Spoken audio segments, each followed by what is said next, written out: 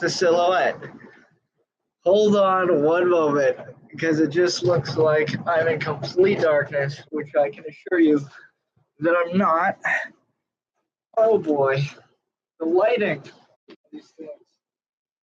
You'd think that in 2018 we'd have better technology with better lighting. You see, there I am. There I am. Now the light is coming in a little strong from the side. Let me squeeze this chair around the corner, turn it around some more. All right, I think we look decent. Not great, but decent. Now that we have that figured out, how are you guys doing? I hope you guys are doing well. I am super excited to be doing this live stream today for our third book club meeting. And you know what? I made a mistake. I believe I made a mistake. And the mistake was that I said that on this date, June 3rd, I would be doing Magic and Showmanship by Henning Nelms. And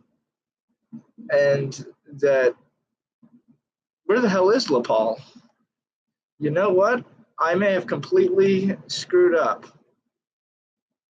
The card magic of LePaul was supposed to be for August. I don't know how I got it mixed up, but we're going to be doing it right now because that's the book that I have been reading. So sorry for those of you hoping for Henning Nelms. I'm going to update the schedule. Sorry about that. I really believed that I had put the card magic of LePaul for this month. I don't know how I screwed that up, but regardless, let us begin. So this is the card magic of LePaul. This is the edition I have, the Dover edition. This used to be in print. I'm not too sure if it still is in print. There's a few copies that you can snag online. I'd search for it on eBay if you don't have this book. I think I bought this for about $15 Canadian, if I remember correctly. It was a while ago, but this book used to be in print. If you want to get the hardcover and an older edition, it'll cost you more, but the book itself isn't too hard to find. I'm not too sure if it's out of print right now or in print, but pick it up. It's worth it. I mean, it's definitely worth it. I don't like the cover. The cover has always bothered me, but whatever. Sort of a weird blue, and the do not judge this book by the cover. It is a good book.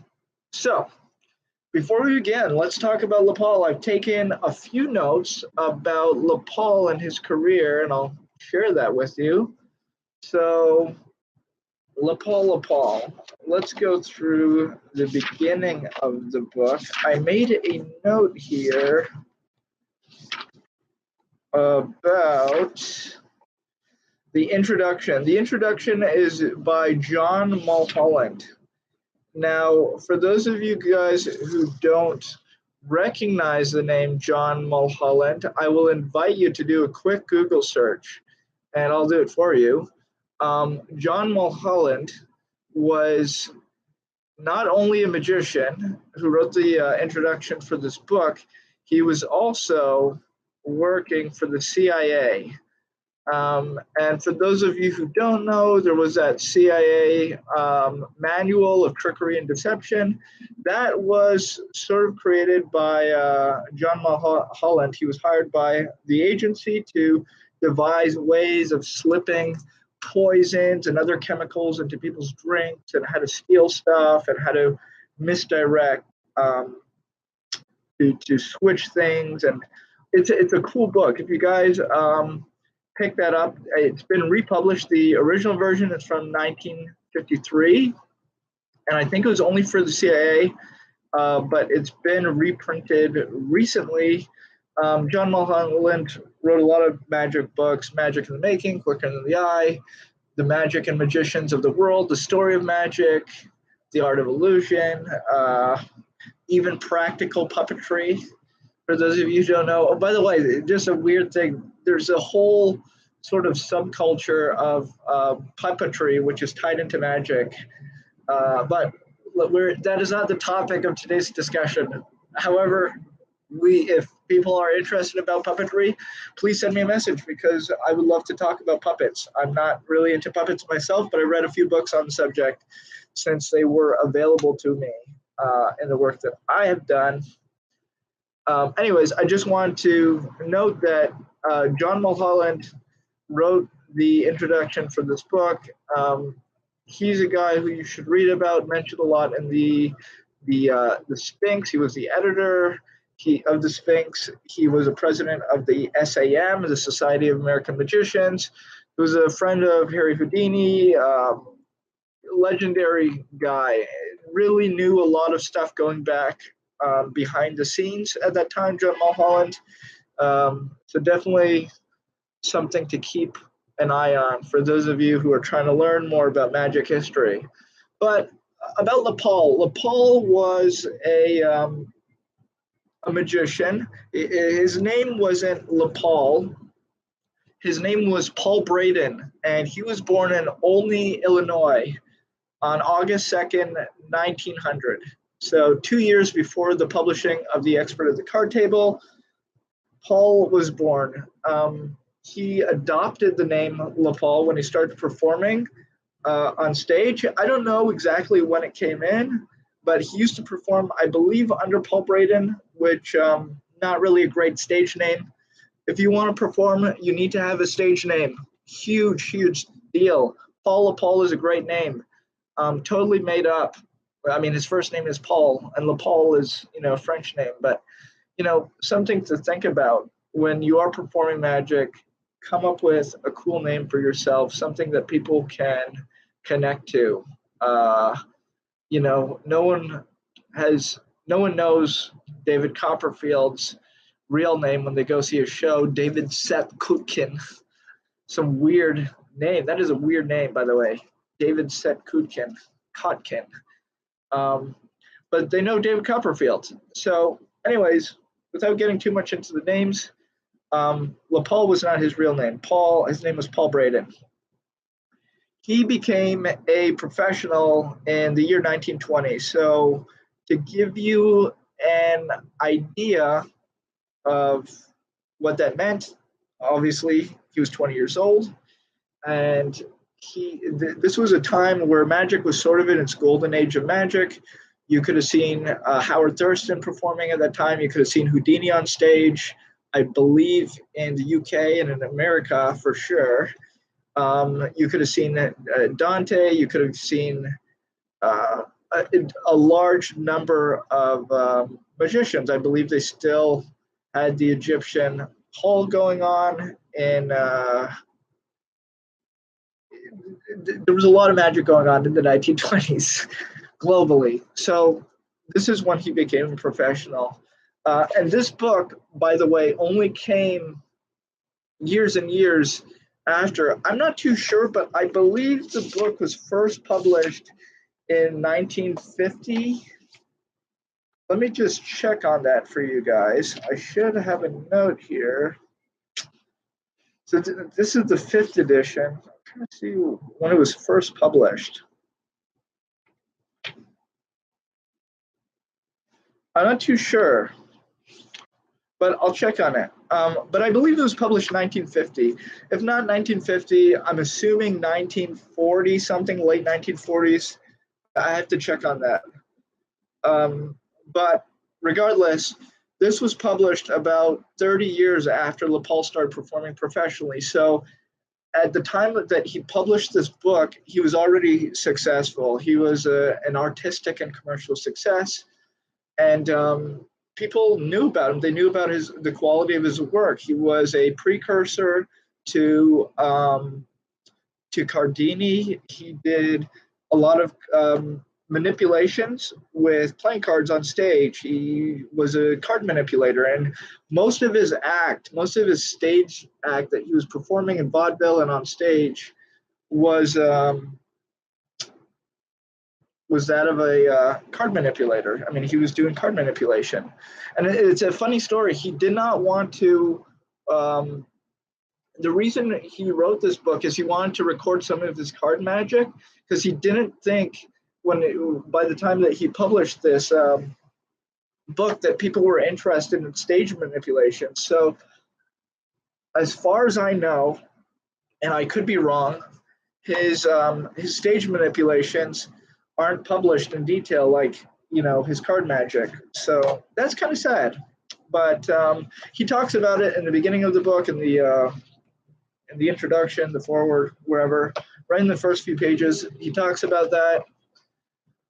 LePaul was famous for a lot of stuff. He discovered a lot of stuff. He discovered the split fan production. So that is where you have a fan, and then you're holding out half the deck in your other hand secretly, and you produce another split fan. He he discovered that in 1923 in a British manuscript from 1916. So I'm not too sure. He doesn't remember exactly where it was published. I can do some research, try to find it, but it was published in a British manuscript, 1916. He discovered it in 1923, made it famous worldwide on stage. He was the first man to produce cards simultaneously with different methods from each hand.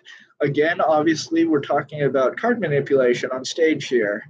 And it's quite interesting to note that he did that in the year 1932. I'm just trying to think of manipulation acts at that time. There were quite a few. Obviously, T. Nelson Downs is very well known for his work with manipulating coins on stage, the king of coins. There were other guys doing a little bit of manipulation. I know Houdini did some card manipulation in his act, especially earlier on in his career. There were a few other guys, but LePaul was, famous for specializing in card manipulation. Just very interesting to note. Also, T. Nelson Downs is mentioned in this book. We'll get to that in a bit. But he knew LePaul quite well. And one of the tricks, one of the methods is has been shown to LePaul by, T. Nelson Downs showed it to LePaul. So we'll get into that. LePaul had a few mentors in magic, people who he really looked up to. He looked up to Nate Leipzig. For those of you guys who are familiar with Nate Leipzig, you know who he is. For those of you who don't, I would recommend checking out a lot of Di Vernon's books. A lot of tricks that Vernon published were Nate Leipzig's. Some of them he gave him the credit, some of them he didn't. Just sort of, that was a Vernon touch. Just publishing stuff without giving people credit. But in his defense, he wrote a tribute to Leipzig, so that's also a book which you should check out. Leipzig, really incredible sleight of hand magician, and that is who LePaul looked up to. He also looked up to Howard Thurston. Howard Thurston obviously is a famous stage magician from that period.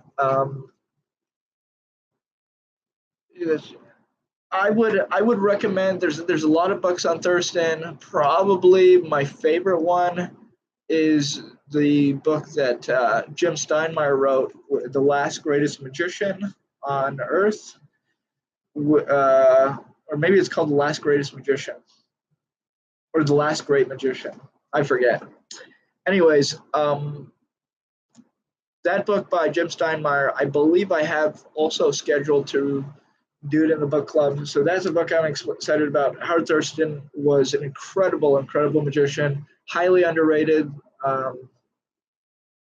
But yeah, those are the two guys that LePaul looked up to.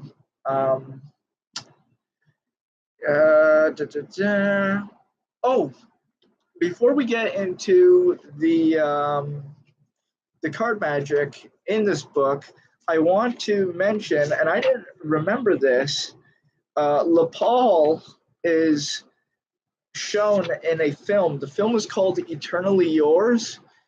Not too sure what year it's from, but it's called Eternally Yours, and all I know is LePaul is in it. I don't know what he does in the movie, but he's mentioned here.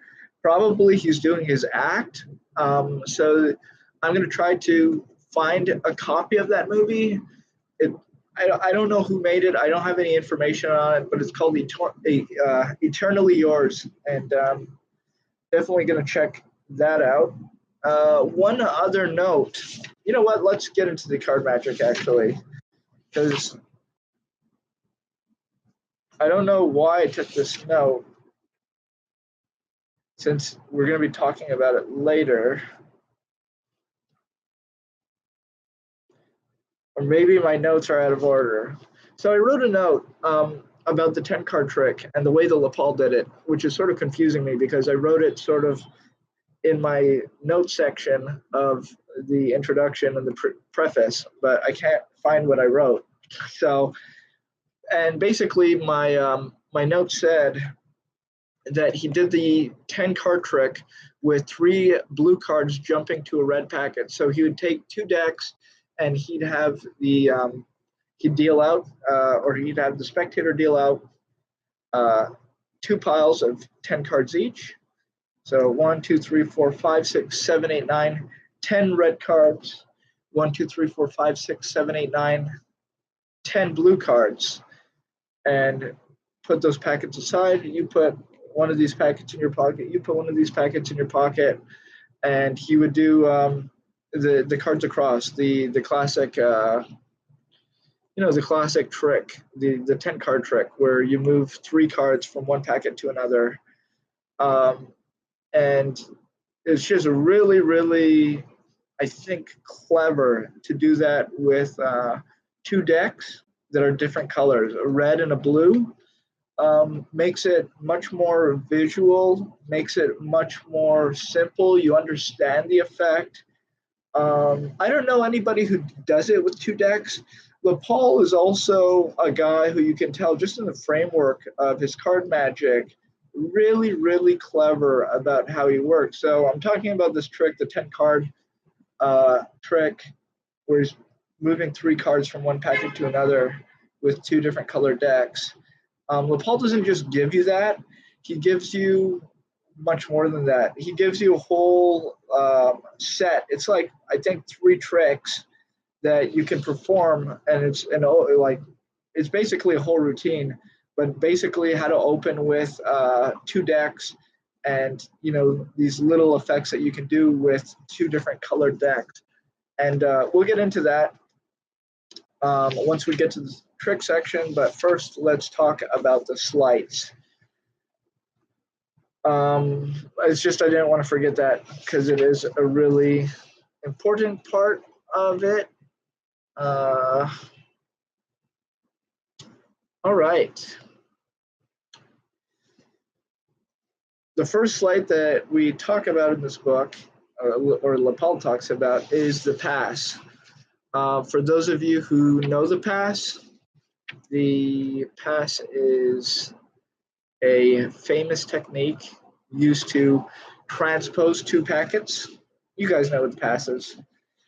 And he talks about it, how important it is, how good it is. He gives you a lot of tips on how to do it and how to do it properly. One of the great things about this book is the photographs. They're really laid out well. There's some of them are not laid out perfectly centered. They're sort of cut off a little bit at different points, which is kind of annoying, to be quite honest. But you get what you need to get in this, and so very interesting.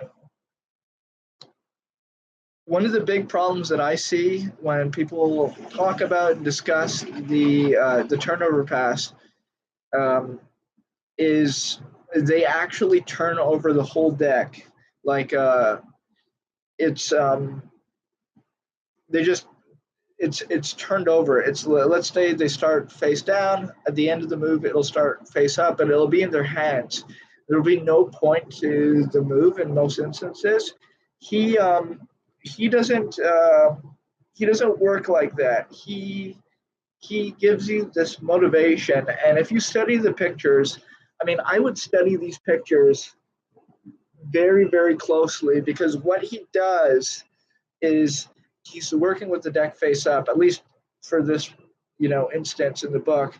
And the card goes in, and then he, gets squared up, pushed in. He turns the deck towards himself, and the position that his hand is in, you can see that picture. I think it says number 4. He's turning the deck towards himself. And then if you look at picture number 5, this is a horrible way to be teaching, by the way. There's number 5. He's in a position to literally, his hand is turned down, and he can literally just put that deck on the table face down. So it's a really beautiful cover. Pushing it in, turning it over, maybe giving it to a spectator, but basically starting face up and having that motivation to go face down. He also uses it for color change. He talks about the different instances of using it for color change. And there's lots of photos. I would look at this very, very carefully, and read it, and really, really look at the photographs. There he is again in that image there, number 12. That's what I'm talking about, that hand position. Once that is turned over, just to drop it on the table or set it down into somebody else's hands. Just really beautiful the way that he laid out, talking about the invisible turnover pass, because I see a lot of people do it, and it's weird. It's like they're just turning over the deck, and there's a lot of finger flicking, like there's a lot of finger movement. Like one of the guys who actually does it quite well, but I have to say I'm not a fan of how he does it, but Alex Pandrea, and I believe he's taught it online before. Maybe he sold it, maybe he taught it on YouTube, I forget, but I've seen him do it live in person, and he has an interesting way on doing it, but there's a lot of finger flicking, because he's like turning the deck over, and when you turn the deck over, you have to readjust, to set it into your grip, and then it just, for me, it doesn't make sense to turn it over and give it a complete revolution. And if you actually study how LePaul does it, when he does turn his hand face up again, you don't have any of that. So, I mean, it literally starts in one position. It starts in one position, his hand turns over, and then it turns back if he's doing it for a change or, a color change. But there's no weird thing where it turns over and then it turns over again. It's just once. And there's a lot less fidgeting, a lot less squaring up need to be done. So I would definitely read this very carefully. It sort of goes over the move, over the span of 2 or 3 pages. But look at the photographs and really, really study it closely, because it is gold. The advice that he gives is just wonderful. And you can sort of just imagine it in motion, him turning that over, setting it down, handing it to the spectator, or using it for the color change. Just really beautiful. Study the photographs. The photographs in this book are really good. LePaul was very, very deliberate in how he wanted the photographs to present things. So do yourself a favor and please look at the photographs in this book. He also teaches over here what we know as the LePaul spread, finished with the pass. Again, this is a very famous move. Everybody sort of does it nowadays. They know it as the LePaul spread and pass. Again, I would say study those photographs. I believe the LePaul spread, a lot of people understand how to do the LePaul spread pretty well, because it's been picked up by the cardistry community, and a lot of the flourishers do it, and a lot of magicians do it, and they do it quite well. But one thing that is extremely misunderstood is the pass that he also teaches in the explanation of this, and you can sort of see it there. again, I would look at those photographs and really read it. There's only one guy who I've seen do it well. His name is Arnaud Materne. He is a French poker player. I don't. He knows a little bit of magic, but I wouldn't say he's a magician. He's a professional poker player who knows some stuff about sleight of hand, and I got to see him do this move just wonderfully. He was really, I mean, it was wonderful to see him do that move. Every other time I've seen the move, I've seen it done well. I've seen it done, smoothly. It just is not deceptive. He did it to the point where it was. I don't know if it was invisible, but it's the best I've ever seen it. And I've seen a few people do it well. But it is a very difficult move. Again, I'd say look at those photographs. It's a really cool control, by the way, when you combine it with the pass, because you literally spread, you're, sort of flexing those cards so they come out and they spread, and then you basically have them, whatever, select a card. They've selected one, they look at it, da da da. You reach out now, and in that motion, you take it back. You still have this block spread in the the right hand in the right hand, and you. Sorry, I'm reversing the hands here. I'm not used to doing this move. I'm used to seeing it. That's why I'm getting it reversed. Regardless, you have that return to the packet, and you can immediately control it to the top. It's just a really beautiful move, very easy. Actually, I wouldn't say very easy, very efficient, not very easy. It's a hard move. But man, what a great control.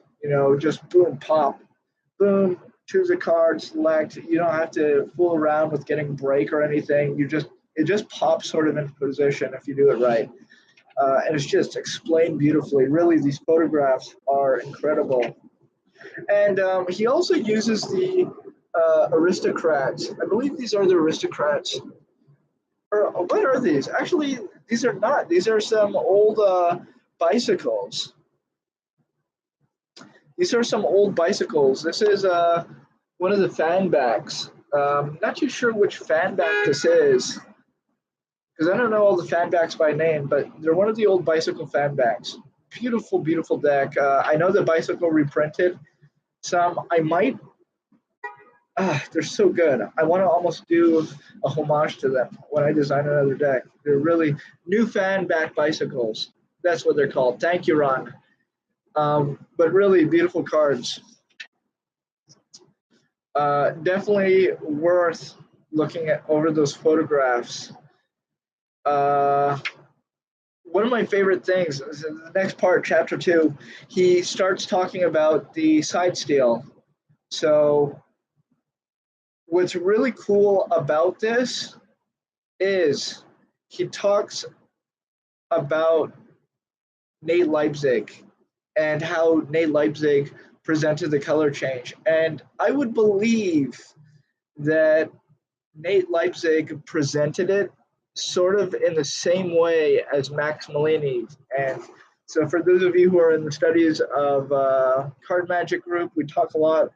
One of the sessions was on color changes, and we talk a lot about how Malini did his color change. And what's really cool about LePaul is he talks about it and how to get into it, how to present it, and just beautiful, exactly how I was telling you about how Malini used to do it, without a presentation, without a selection, just calling people in and doing that side steal, just popping that card out and doing that color change. And his details, you really, really have to look at the photographs. The side steal is a beautiful method to present it. And I would just, my best advice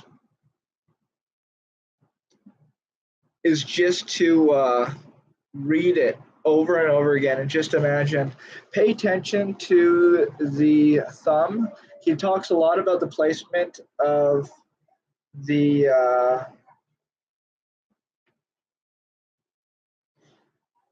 thumb on the deck, the left-handed thumb. Um, how you don't want it to be holding that card down, how you want it to be sort of on the side and frozen. And I would also pay attention to the other thumb on his hand as well. Pay attention to all his finger positions, really. He really nails it. The way he moves his right thumb, where when I would pay attention to both the left thumb and the right thumb, and just look at how he's sliding that right hand. He's not even moving that thumb. The hand is almost stationary. The card goes into palm. The left hand is doing most of the work to get that palm, that card from the bottom, positioned into his right hand. His right hand does almost no work. It's just moving. And then when he comes over to put that card over the deck, I would pay attention to how it's deposited.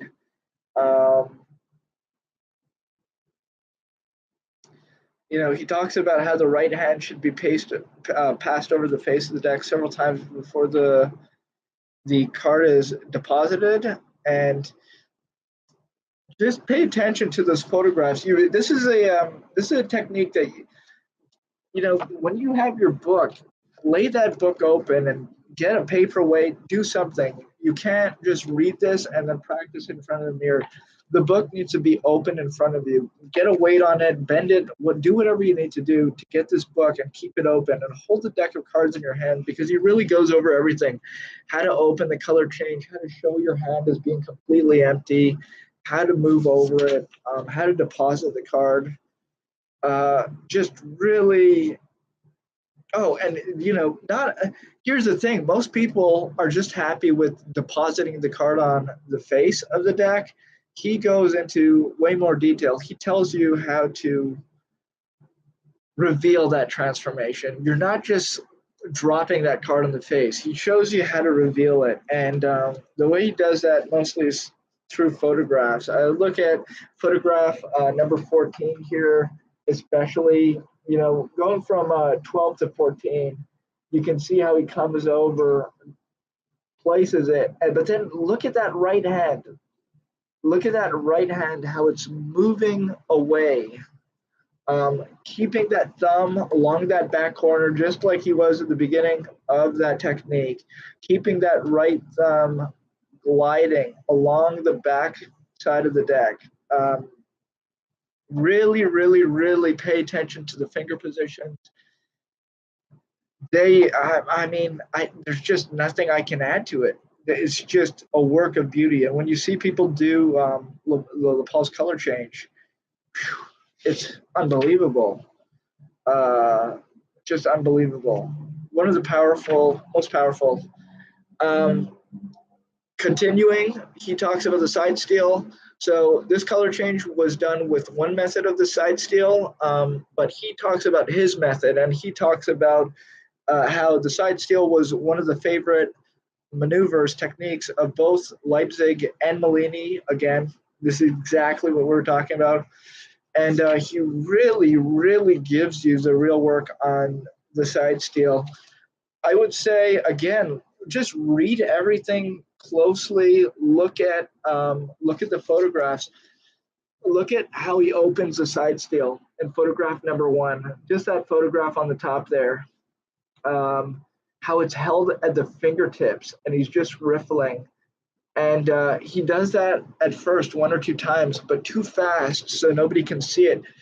And he just wants to imprint that image in their mind of how loosely he's holding the deck. And then he later, when he's actually having them select a card, you can see the photograph right under how he gets into the proper grip with that bevel.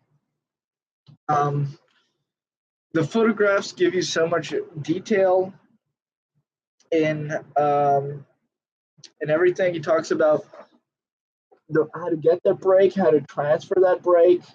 You can see in photos 4 to 6 how you first get that break once they have peaked it. Just a really, really beautiful technique. And then once you have that break, I mean, to me, the side steal is such a beautiful technique because the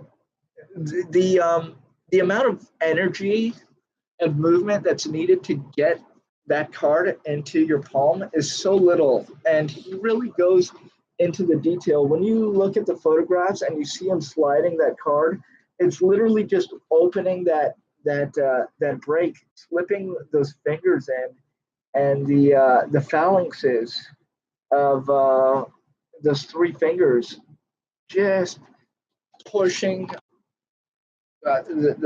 You're using your left hand to just push those cards, and that card just slides out. Just one card, it slides out, goes directly into your right palm, and you can transfer it right to the top of the deck. It's just the way he describes it is just really beautiful. The photographs are perfect.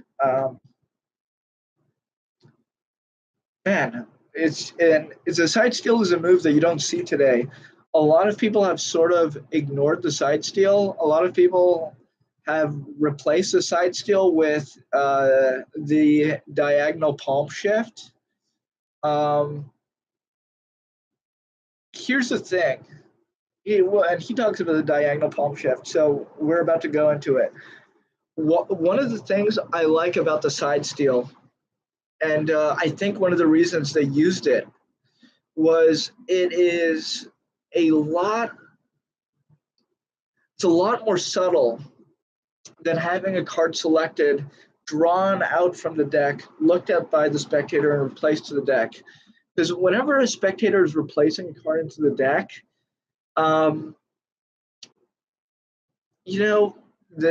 it's just that people think that maybe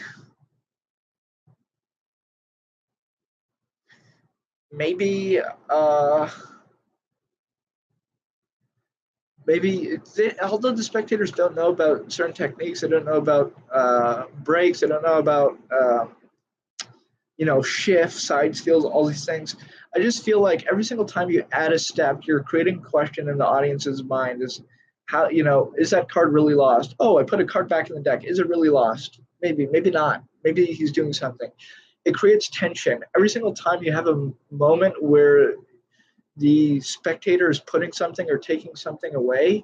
There's tension, and one of the great things about this is there's no tension because you're riffling through, and they are looking at a card. And just a quick note: you can riffle the deck with this method, or you can have the spectator riffle the deck. It's really cool. You just hold out your hand and you let the spectator riffle. And oh, you got one? Are you sure you got it? They look at it, and you can still get your break with the method described in this. Just a beautiful technique, and it's really unfathomable, I think, to imagine that somebody could slip that card out and bring it to the top, which is what you're doing. The technique is very strong, very powerful, and I want to, just also talk about how he gets into it and how he gets it out of it. A lot of people make the mistake of not riffling. So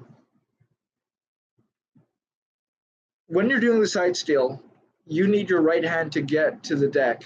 Now, they've just peeked a card. You're apparently closing up the deck. Why on earth would you need to bring your right hand to the deck unless you're going to do a shuffle, unless you're going to do something? And you're not supposed to be doing anything right now. So unless you're doing something sneaky, which you are, but the audience doesn't know you're doing something sneaky.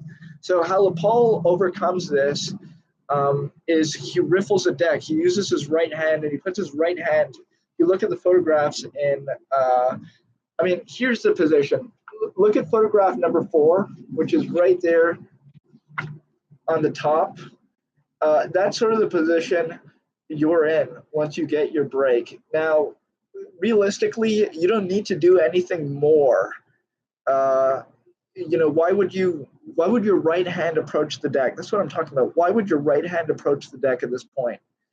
Um, unless you're going to shuffle, unless you're going to do something, and this creates a lot of tension in the spectator when you move your right hand towards the deck after they selected a card and you're not apparently doing anything. And the way that he overcomes that, you can see, is he's riffling that front corner of the deck.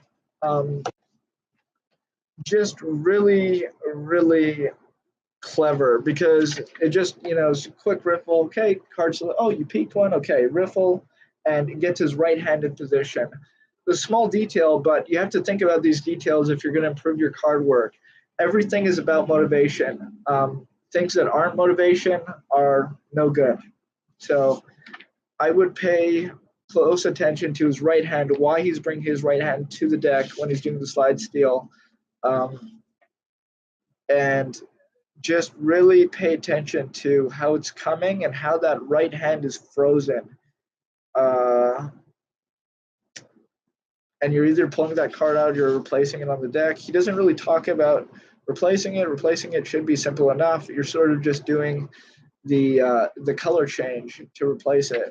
Although there's no effect, there's no visual effect in that moment. You're doing a color change from the back to the back. You're adding on that card, but anyways, that's the way it goes.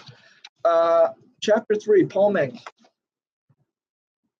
Another great chapter. LePaul, let me take a sip of my coffee. LePaul had a very interesting palm. Now, I don't know how I feel about them because I've never really seen anyone really do them. And looking at the illustrations, I have a hard time judging them, but we'll go over them regardless.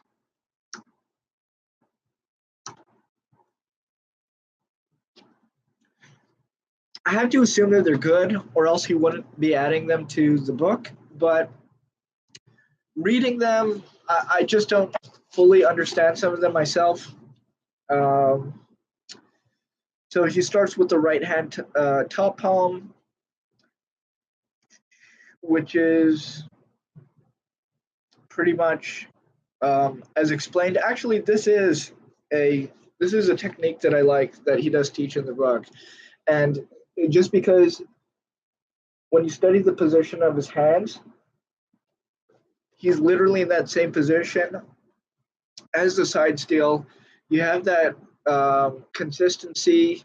He's not making up new rules every single time he's picking up the deck. His card handling is very consistent. He's always holding the deck in certain ways. And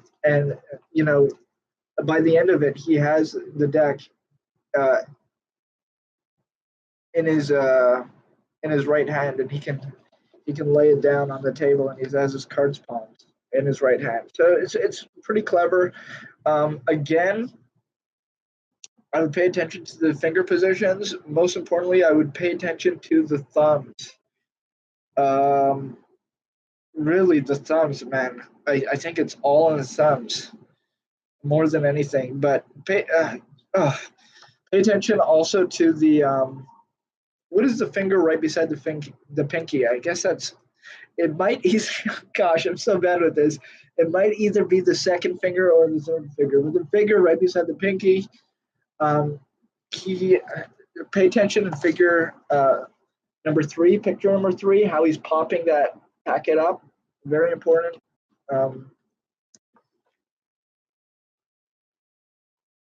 Very cool. Obviously, this is for a block of cards. He also gives a method for a single card. Now, this is one of the techniques I'm not too sure about, just because it looks sort of weird to me. It's just sort of weird.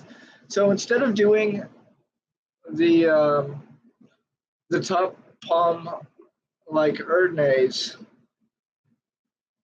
and he admits it. He admits it's a weakness. But what he's basically doing, if you pay attention in that illustration, you can see that that finger right beside his thumb, and it's actually pulling that card down from the face. I mean, from the front, and popping it up. And he admits that it's a bit weakness, and then he gets it into palm. I don't know how good that is. I think it's a little awkward to have that finger positioning in there, to be honest. And he talks about it as well. Um, One of the biggest problems with doing the sliding method, which is very common when you where you just slide that top card forward and you do the palm with pretty much the same technique, minus that finger pulling. You're just using, when something is overhanging. I can't really illustrate. I have a card as a bookmark. See if I can get it out to illustrate.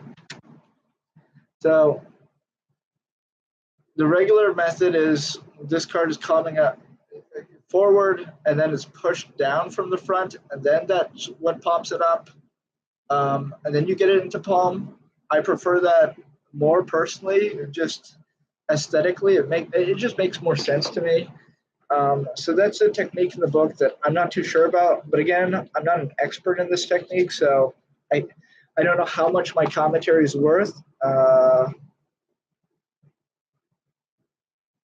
By the way, the reason why this is called part one is there will be a second part of this in a few days. I didn't actually get to finish the book before today, so there will be a part two, and hopefully, I'm hoping to do that with a friend of mine who said he will take part in the live stream. He said he would, but we'll see what happens because I know him and he often cancels at the last minute, but it would be really cool if he does. But regardless, there will be a part two, so I can go through the whole book. Erdney's bottom palm. He calls it the improved method.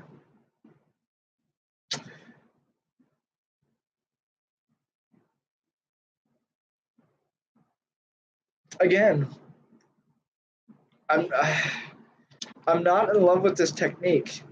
I'm not in love with this technique. He has some weird thing where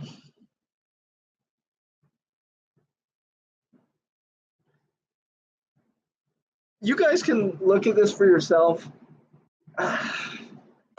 He seems to be doing a lot of work here to just do an Erdney's bottom palm. I don't know if it's better than the Erdney's bottom palm. He says it's improved. I don't really see the improvement. I guess his right hand is covering a lot of the motion there. You can see in the illustrations going from illustration number 4 to 6 in that technique. You can sort of see how the right hand is covering it, but it just seems like a lot of work. I just don't know how it is in practice, to be quite honest. I just don't know. But this is something we'll discuss, I guess, in part 2, because hopefully I'll have my friend come, and my friend has done a lot of work on this, so we will see what he thinks. The bottom card steal. So this is a technique that I do approve of. I really love this technique. I think it's great. You can see it right there in that image, and just how he squeezes that bottom card on the deck, and how it just gets it right into the position for him to steal. It is really, really, really cool the way he does it. Also, I would pay attention to the photographs because I don't think he's kidding around on the hand position.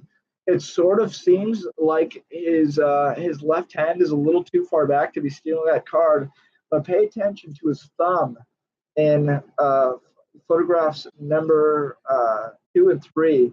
His thumb covers that front there, which is really interesting. I don't see many people mention it, but you can see a lot in the photographs. So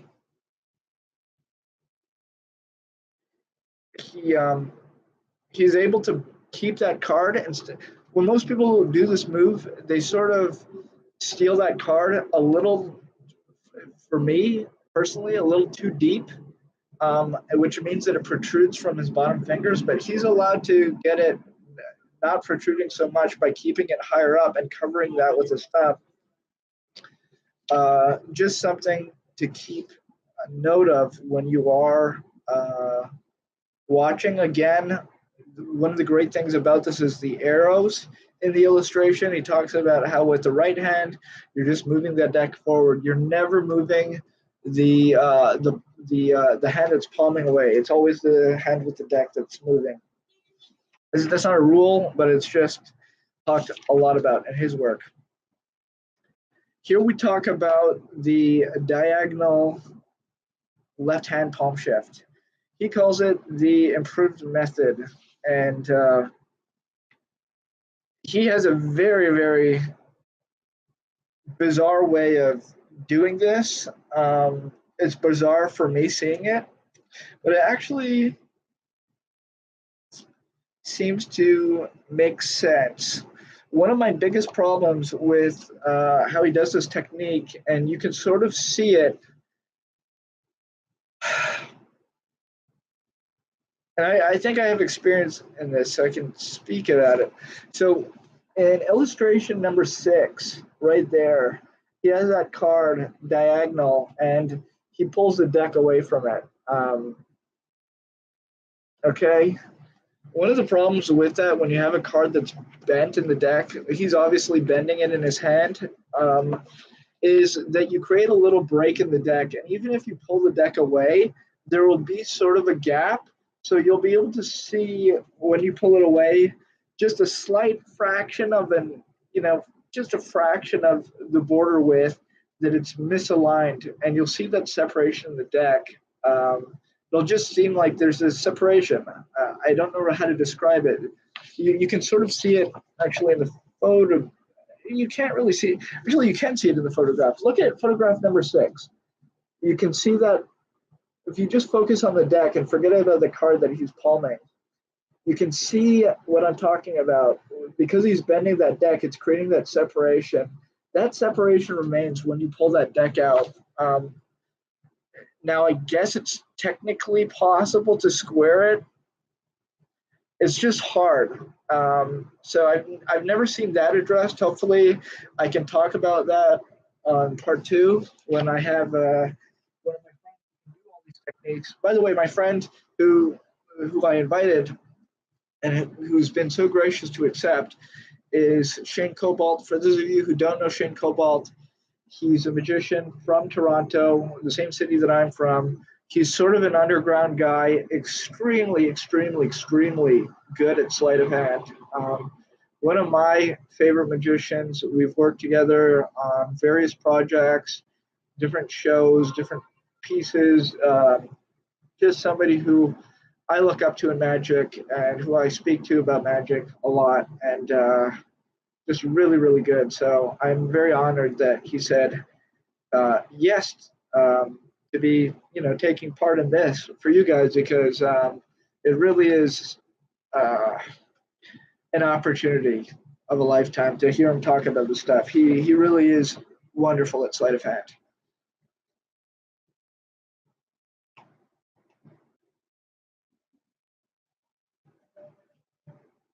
I've never seen him do any techniques poorly with cards. I've seen him. I'm not going to criticize him. I've seen him do some other stuff that I believe he could have improved, but with cards, he is very good. So it's an honor to have him here. But he does so much good work. Oh, you guys are going to love him. He really is amazing. Going on, we have the left-hand center card steal.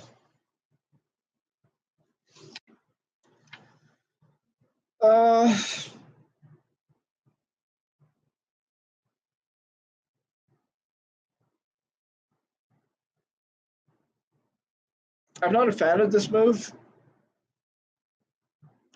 I don't know why you would do this instead of just doing the side steal. I guess if you want to alternate the hand that you're doing it with.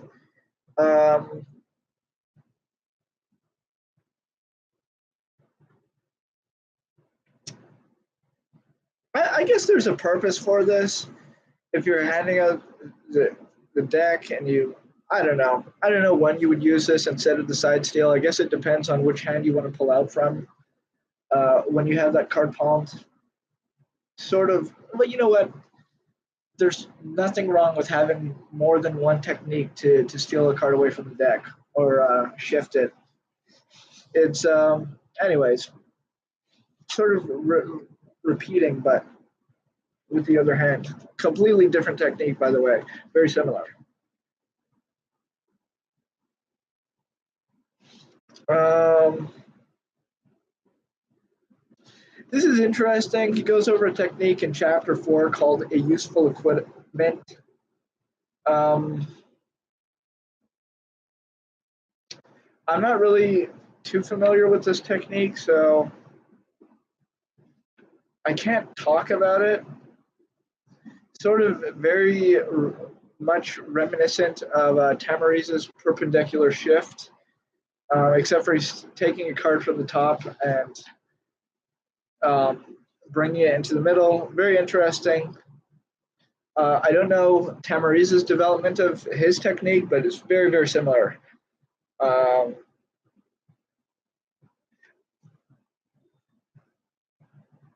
It's sort of, who it reminds me of? It reminds me of Chad Nelson. If you guys know who Chad Nelson is, he has a lot of weird techniques like this with palms where stuff is flipping over and it's being hidden by the deck.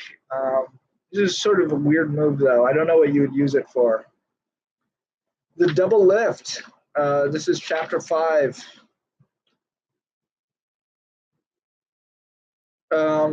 Again, photographs are really great. He's just going over his double lift. The flip over double lift, great technique. Just goes over beautifully.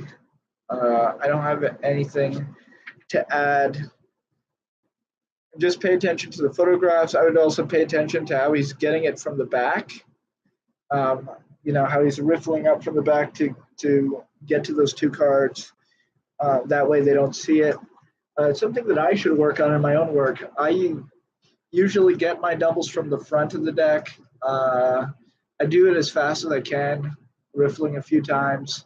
The problem is you can sort of see that I'm getting two if you are watching closely. You have to be really watching closely to see me getting two cards, but it is possible. It's just the way I handle cards, which is why I do it from the front. I would recommend doing it from the back. This technique is great. Next, he talks about the snap over double lift.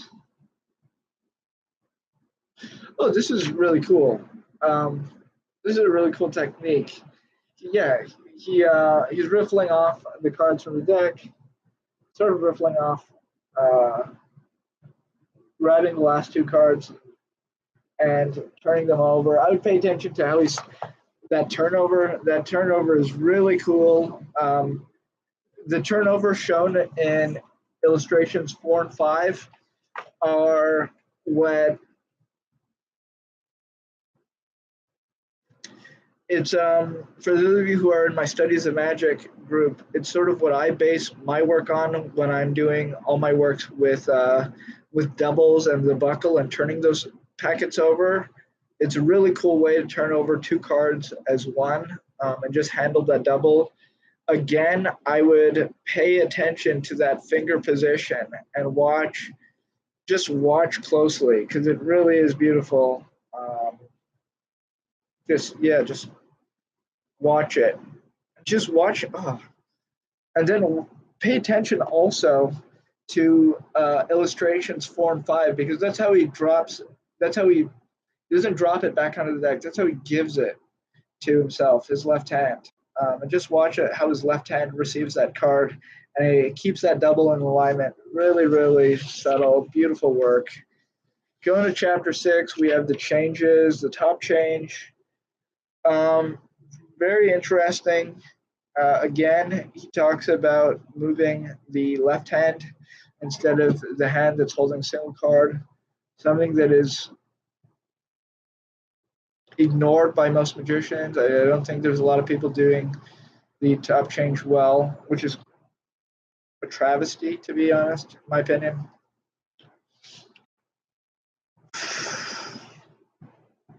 He talks about a few methods to doing it. I would pay attention to this. Some of these are how to look at the card before you change it. Just really subtle stuff on how to bring those hands together. And the other one is how to pinch that card onto the table after you do that top change. I would just read it over and over again and look at these illustrations because it really is subtle and it's quite beautiful. Again, if you want to look at the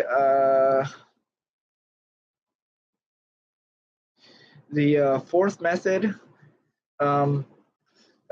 Danny D'Ortiz does this version of the fourth method of the top change beautifully. To be quite honest, it might be my favorite version of the top change, Danny D'Ortiz's, and Danny D'Ortiz uses this method. What I really like about this method is not only do you have that psychological cover, but you have the physical cover. They literally cannot see you changing that card.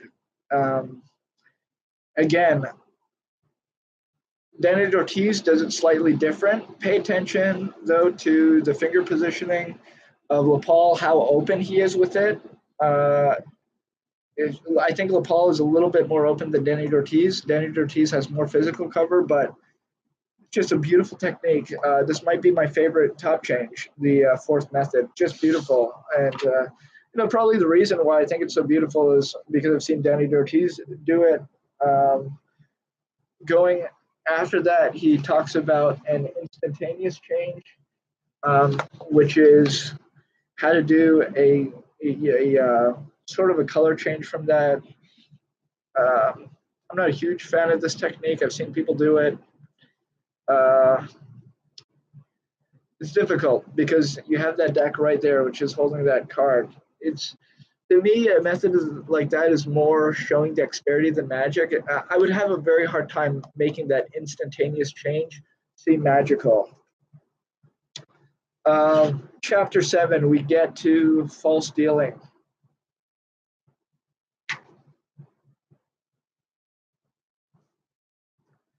I don't have anything to say on his second deal.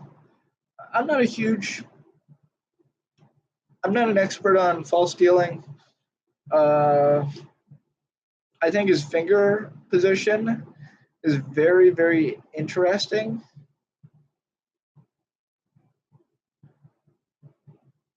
Again, pay attention to his right forefinger, which is sort of over that middle of the cards when he's drawing it out, which allows him to turn it over in a stud fashion if he needs to, snap it over. Very interesting. What is cool and something that I use is the rapid one-hand deal. For those of you who have seen videos of me performing online, this is one of my favorite techniques.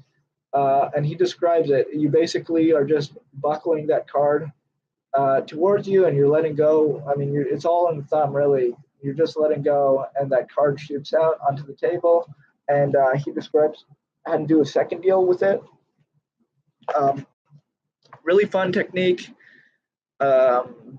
He says to, as with most second dealing, you want to be using borderless cards like Bs. You can do this with borders.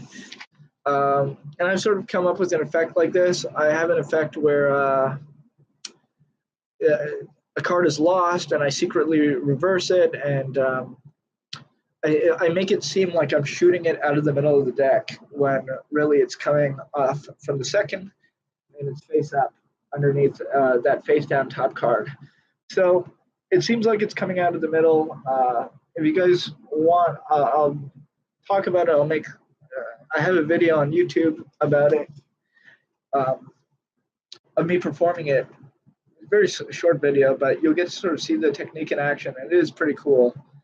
But that is the LePaul second deal. Such a cool technique, and nobody does it. So if you want to add that to your work, it's a gem, and nobody does it. I don't think there's magicians that will really recognize it. Next, we have the bottom deal. Again, I don't have anything to say about the bottom deal. I'm assuming he's doing it well. I'm not an expert in bottom dealing, so I won't really comment. Uh, Looks good to me, but again, what do I know?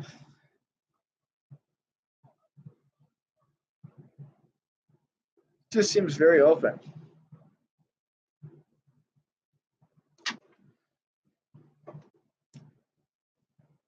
Next, we are on chapter 8, the controls, natural jog control.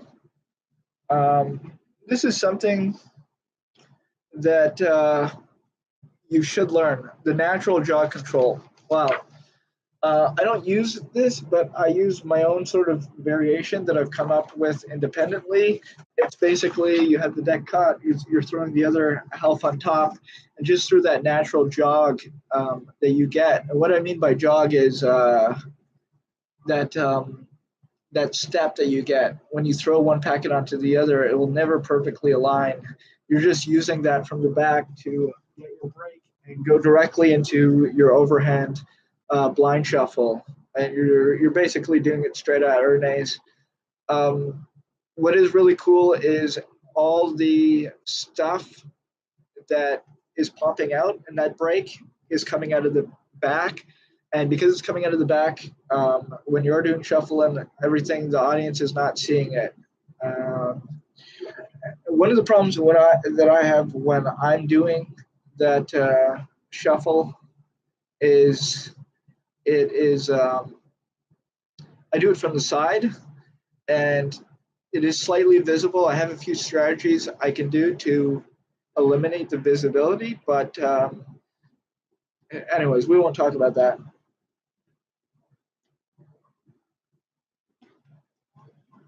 Not related to the book. Um,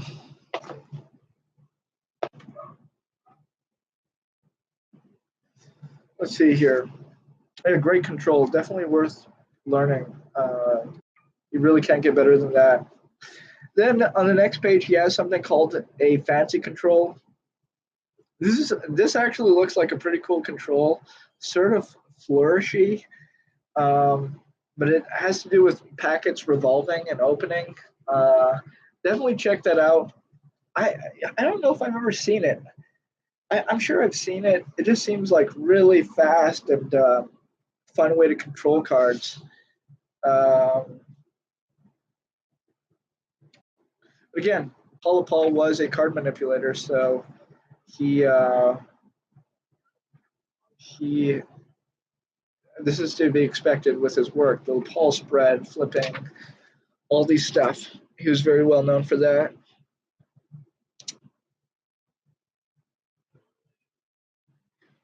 Uh, Peter.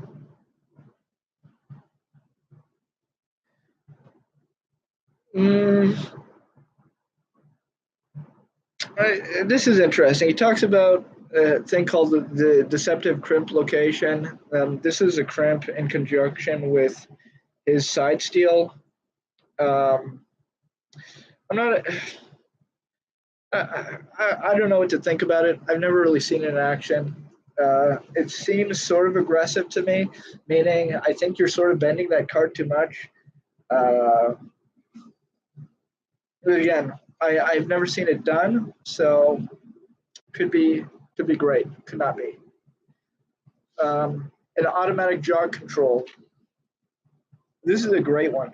This is this is a great one. Study this. So closing a fan deck with one hand. This is a classic technique.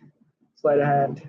Um, I use a version of this from Fu Manchu that I believe was taught to Ascanio. It's in the Ascanio book. Basically, this method, um, you're just fanning the deck, card goes in, you push it in as much as you can, and you close it, and you have it popping out the back there, which just allows you to get into break, shuffle, do whatever you need to do. It's a really great control, automatic jog control. One of my favorites. Really doesn't get better than this. Probably might be the number one control that I use in my work, to be quite honest. Just a great control. Moving on, we have a false waterfall shuffle. This is chapter 9, all about the false shuffles.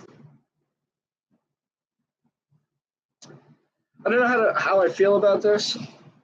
I think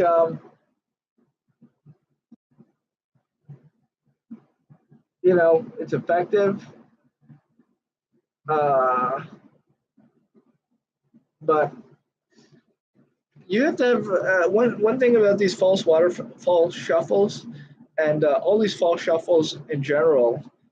And this is a professional tip. Hopefully, some of you can put it into use. The stronger your hands are, the easier time that just the better you'll be able to do some of this stuff. You will not be able to do this technique well if you have regular strength or weak hands. It just will not work. It'll be too much of a struggle for you to clear it. You really need to have strong hands to be able to clear it. And the only advice that I could give to you is begin weightlifting and actually develop your finger and wrist strength. That is the only thing that's going to help you with some techniques to have strong hands. Having strong hands does make a difference. It sounds like a silly thing, but it really makes a big difference in the end. Let's go on. False riffle shuffle. This is interesting. Actually, I like this. What I like about this is it goes in all the way. None of this riffle shuffling where you're covering it with your hands all the time. Look at how he squares up and how he can leave that deck. It really is beautiful. Look at illustrations going in from illustration 6 to 8. Really lets you see how you can leave that open. And because you have that top card and half that packet beveled forward, what it does, and what not a lot of people know about, I have to talk about it one day really, is it creates a shadow. And one of the problems when you have a false shuffle deck and it's not pushed in all the way is you can see these little lines of in the deck, which shows you that it's not pushed in all the way together. But when part of the packet is forward, it creates a shadow which makes it invisible. It just looks like a flat deck. So pay attention to illustration 6 to 8, very important. And that thing with the shadows, I can't describe it right now because I'm not set up with my camera and to really sit down and go through all of it, but maybe we'll talk about it one day in the studies and magic group or the sleight club group and really talk about that technique because it really makes a difference when you know about that. I'm surprised how many people don't know about it. But again, it's one of those secret things. Okay, chapter 10, flourishes. Instantaneous palm flourish. Now this is just fun stuff. Just really cool stuff. He's talking about the palm flourishes, the split fans, the cart fan flourishes.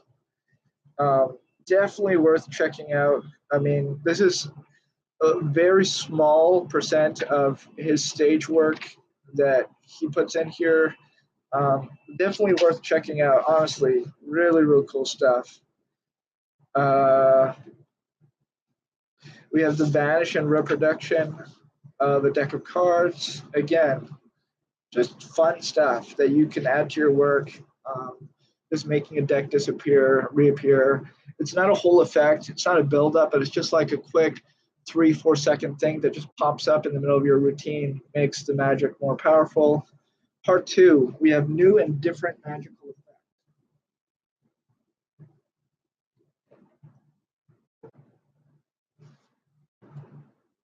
Talks about the simplicity is the keynote to good magic.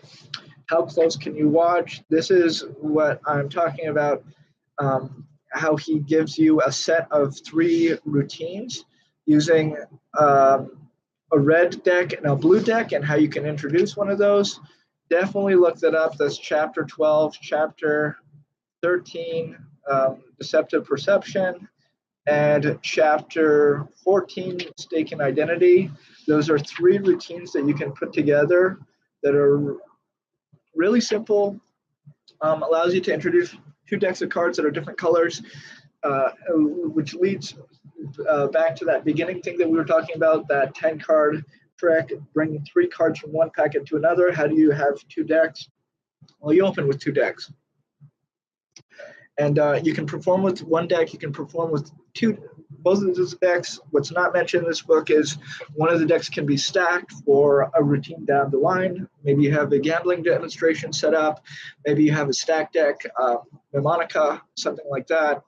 So just something to keep in mind. How are you going to have these multiple decks and, use them and, introduce them and not have them sort of just oddly on the table? Why are they different colors? Why is there another deck here? Read this part of the book. It's very interesting. He talks about the substitution envelope mystery. This is a very cool effect. This is and it leads into the one-eyed jacks. I'm not going to talk about the one-eyed jacks. I don't really like that routine, but the substitution envelope mystery, we talked about openings in our studies in card magic group or studies in magic group, whatever it's called, about how to open and the 2-card transposition. This is a version of the 2-card transposition. I actually didn't realize at first. This is just another way of doing it and making it play big. And his version is really cool because it allows you to add an envelope to the routine, and the visuals of it, of him turning it over and that card being face up the deck and that card being in the envelope, is just really beautiful. Definitely check that out. Great routine. It's something, you know what? I've never tried it. I got really excited when I read it, and I'm looking forward to trying it. I have a few envelopes laying around. Because you use an envelope, I guess it's more of a formal piece that you can do in a show. I don't know how you introduce an envelope and like impromptu card magic in the bar, or just standing around with friends, but maybe you're at the office. I have no idea. This is a cool routine though, and it's something I'm very excited about because I'm always looking on like variations of routines that I love. Let's keep going.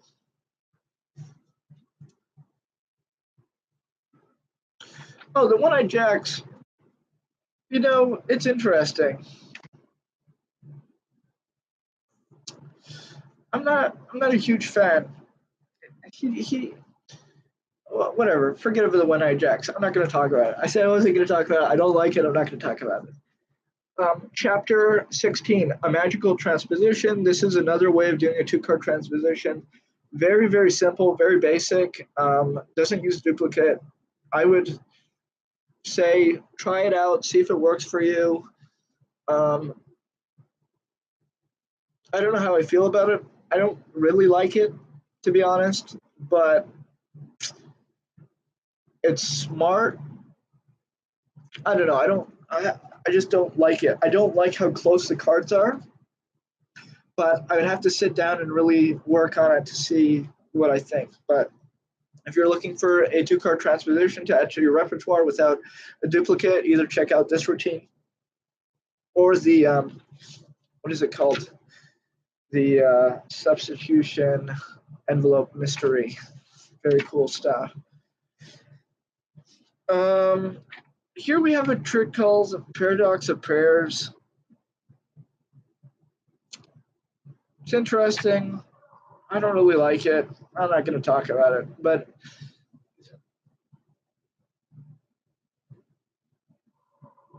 yeah, it's sort of a weird trick. I don't know. Check it out. See if you like it. It's a it's a matching trick or a prediction trick, depending on what happens. I wasn't feeling it when I read it, and I went through it with cards. I wasn't feeling it. By the way, always go through these books with cards in hands, because you'll never know what pops up, and you'll never know what you fall in love with. So always give everything a chance. We have a trick called an unexpected climax. Uh, oh, this is cool. So this is a 3 card selection, and you find the first 2 cards, and then the third card you don't find in your pocket or whatever. Yeah, you don't find it in your pocket, and it turns out to be one of the cards in your hand. It is sort of cool. It's very difficult, but if you're interested and you need a 3 card routine, I would check it out because it does seem to be quite fun. However, it is a very difficult routine. You need to hold out and do quite a lot of work here. So just keep that in mind. But it seems like a cool routine. Um, and I like it because you're not holding the deck. When you're holding the deck and you're doing a 3 card, selection where you're finding those 3 cards. One of the problems is, people I think realize that you can switch out that card, but when one card just transforms into another, it's more magical. But of course, it's more work.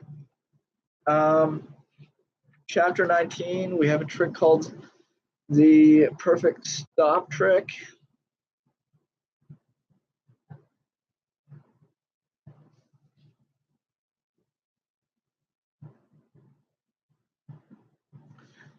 This is interesting. This is a really difficult technique, really difficult routine. I would look at it, try it. I don't know how many people are going to be able to do this. This is a hard routine. I don't know how you do it as quickly as he describes it, but try it out. Maybe you like it. Chapter 20, we have the impromptu torn or restored card. This is one of my favorite tricks ever. I don't do it like LePaul, but there's a version of this trick. I think LePaul was the one who just figured out this beautiful handling of it, and then in my opinion, it was taken to the next level by Arturo Descanio, who teaches it, I believe, in volume 3 of The Magic of Ascanio. Might be volume 2, but I think it's volume 3. Anyways, beautiful routine. You can't see video of this performed online, but you can see video of the Ascanio version. So I think just go to YouTube and type in Ascanio Torn Restored card. It's a beautiful, beautiful effect, something that I've worked on, and it's just brilliant. It really is brilliant. But LePaul is the sort of the creator of this version, and it's just beautiful. You do yourself a favor. Don't take my word for it.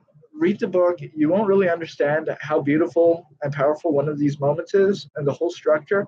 Watch Ascanio performing it, and you'll probably fall in love with this trick. It's a torn restored card that I perform, and I just love it. So definitely check it out, please. You might be pleasantly surprised. All right, we have a trick called the quadruplicate mystery. This is, classic effect. You'll see Babel doing it nowadays and a few other guys. Basically, 4 spectators choose cards. They're lost back in the deck. You spread the deck on the table. 4 spectators push 4 random cards to you. You take those cards 1, 2, 3, 4 into your left hand, and then you turn them over one by one to reveal that they are the cards that the people have originally selected. The people have found them. There's a little bit more to that in the presentation, but that's the effect. It's a very direct effect, very difficult effect, technically. So, but if you're interested in that, check it out. And see, this is a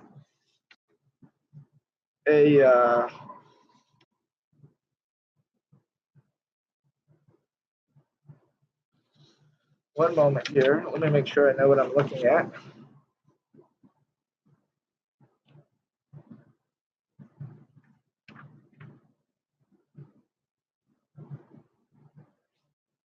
Maybe I didn't get that far. Okay, color segregation. This is the last trick that I'm going to talk about, and then we'll save the rest for part 2. So color segregation is, we were talking in the studies in card magic group. I was talking about my oil and water. We were talking about how do we were talking about effects with red and black. This is a really cool effect in which you are separating the cards magically. You have 2 cards selected by 2 spectators, 2 different spectators. One of the spectators coincidentally chooses a black card, the other one chooses a red card. You'll say you'll find them in a unique way, and the way that you'll find them is by shuffling the deck in a manner in which you separate all the red cards from all the black cards. And he really goes into the technique here in great detail. And he talks about this shuffle. The shuffle is just brilliant. It was shown to him by T. Nelson Downs, who not a lot of people know was a great card man, as well as being an expert coin manipulator. But the really cool thing about the shuffle, and the reason why I think people should pay attention to it, and he says it himself, is that in a lot of these shuffles, similar type shuffles, you have to watch where you're shuffling. But when you do this type of shuffle, if you learn it properly, you don't have to look. You just cut and you do everything by touch. You never have to look at the deck, which just makes it so much more powerful. If you can just seemingly casually shuffle the deck and get the colors to separate without looking, when you're shuffling, and you do 3 shuffles in this routine, 3 false shuffles, not false shuffles, 3 real shuffles, but you do them in same shuffle 3 times, and it's just really described beautifully. And with that crimp card, does so much work for you. And he talks about putting that crimp in to a point where it lasts through the different riffle shuffles. Please, please, please read this portion, and then you have that beautiful ending there where you spread both those packets out in illustrations 13 to 15. You're able to turn those packets over and locate those cards. It's a really, really cool routine. I don't know. I guess you could present it as a magical routine. Obviously, you could also present it as skill-based. I think he's going for more of a skillful presentation and the presentation that he allows, but you could also do it as a magic trick. Very, very cool. Very cool routine. In the shuffle, just really pay attention to the shuffle. The shuffle is useful in any routine that you could possibly do, whether it's out of this world or oil and water, and you need to maintain that full deck separation. Definitely pay attention.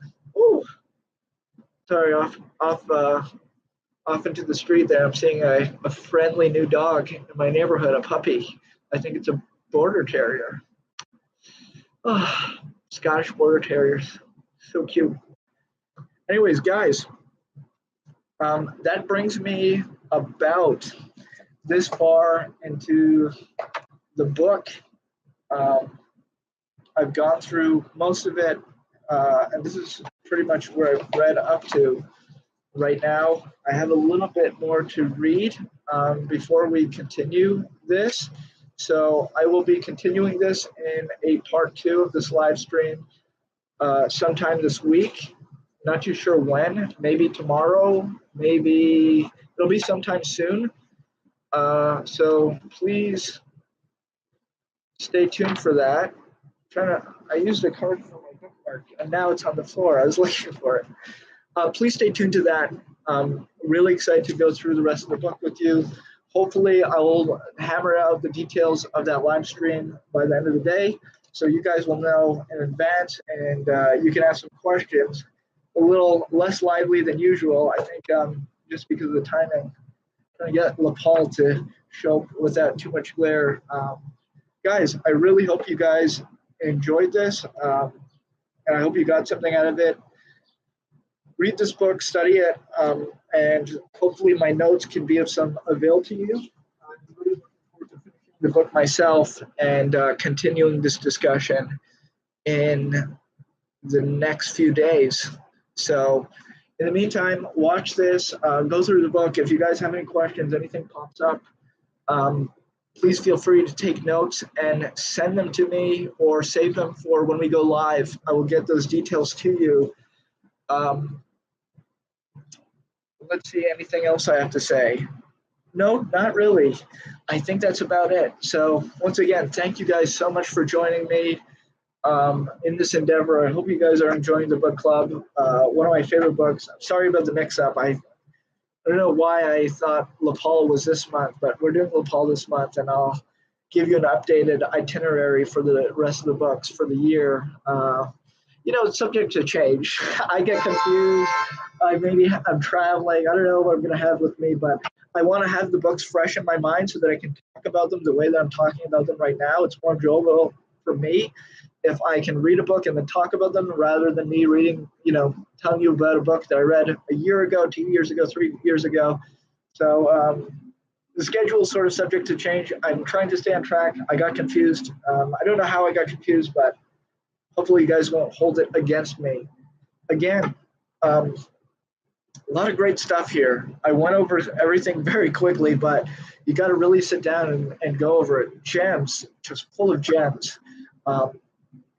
Pick one or two tricks and just go with it. See where it takes you, and let me know where it takes you. Really good stuff. All right, guys, this is going to be the end of this live stream. Part 1 is concluded. I will see you guys all in part 2. And thank you for all your comments and stuff. As I said, I'm trying to upload stuff every few days, little posts, little videos, little things to talk about Magic. The more commentary and responses that I get, the more lively discussions that we can have. And I love reading what you guys have to say, seeing your comments, and responding, and thinking about this stuff. So please keep it coming. And I will see you in the next one. Have a good day, and see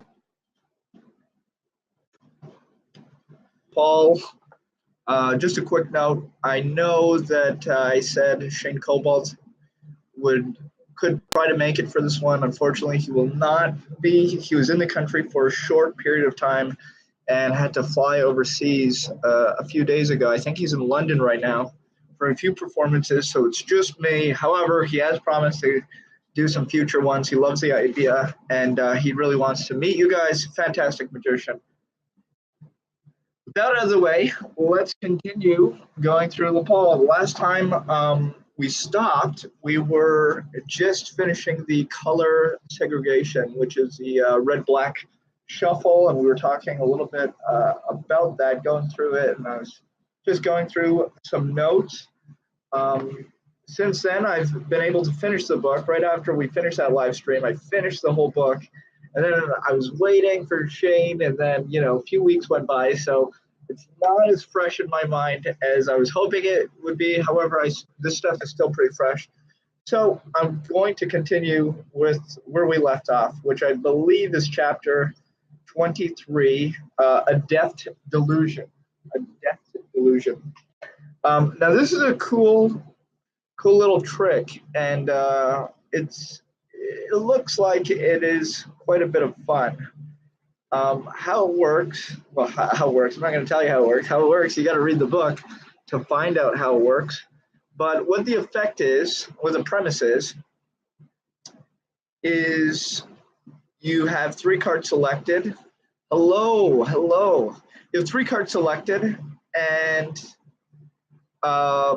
once they're selected, you have them lost in the deck, the cards disappear, and the cards end up in your pocket. I believe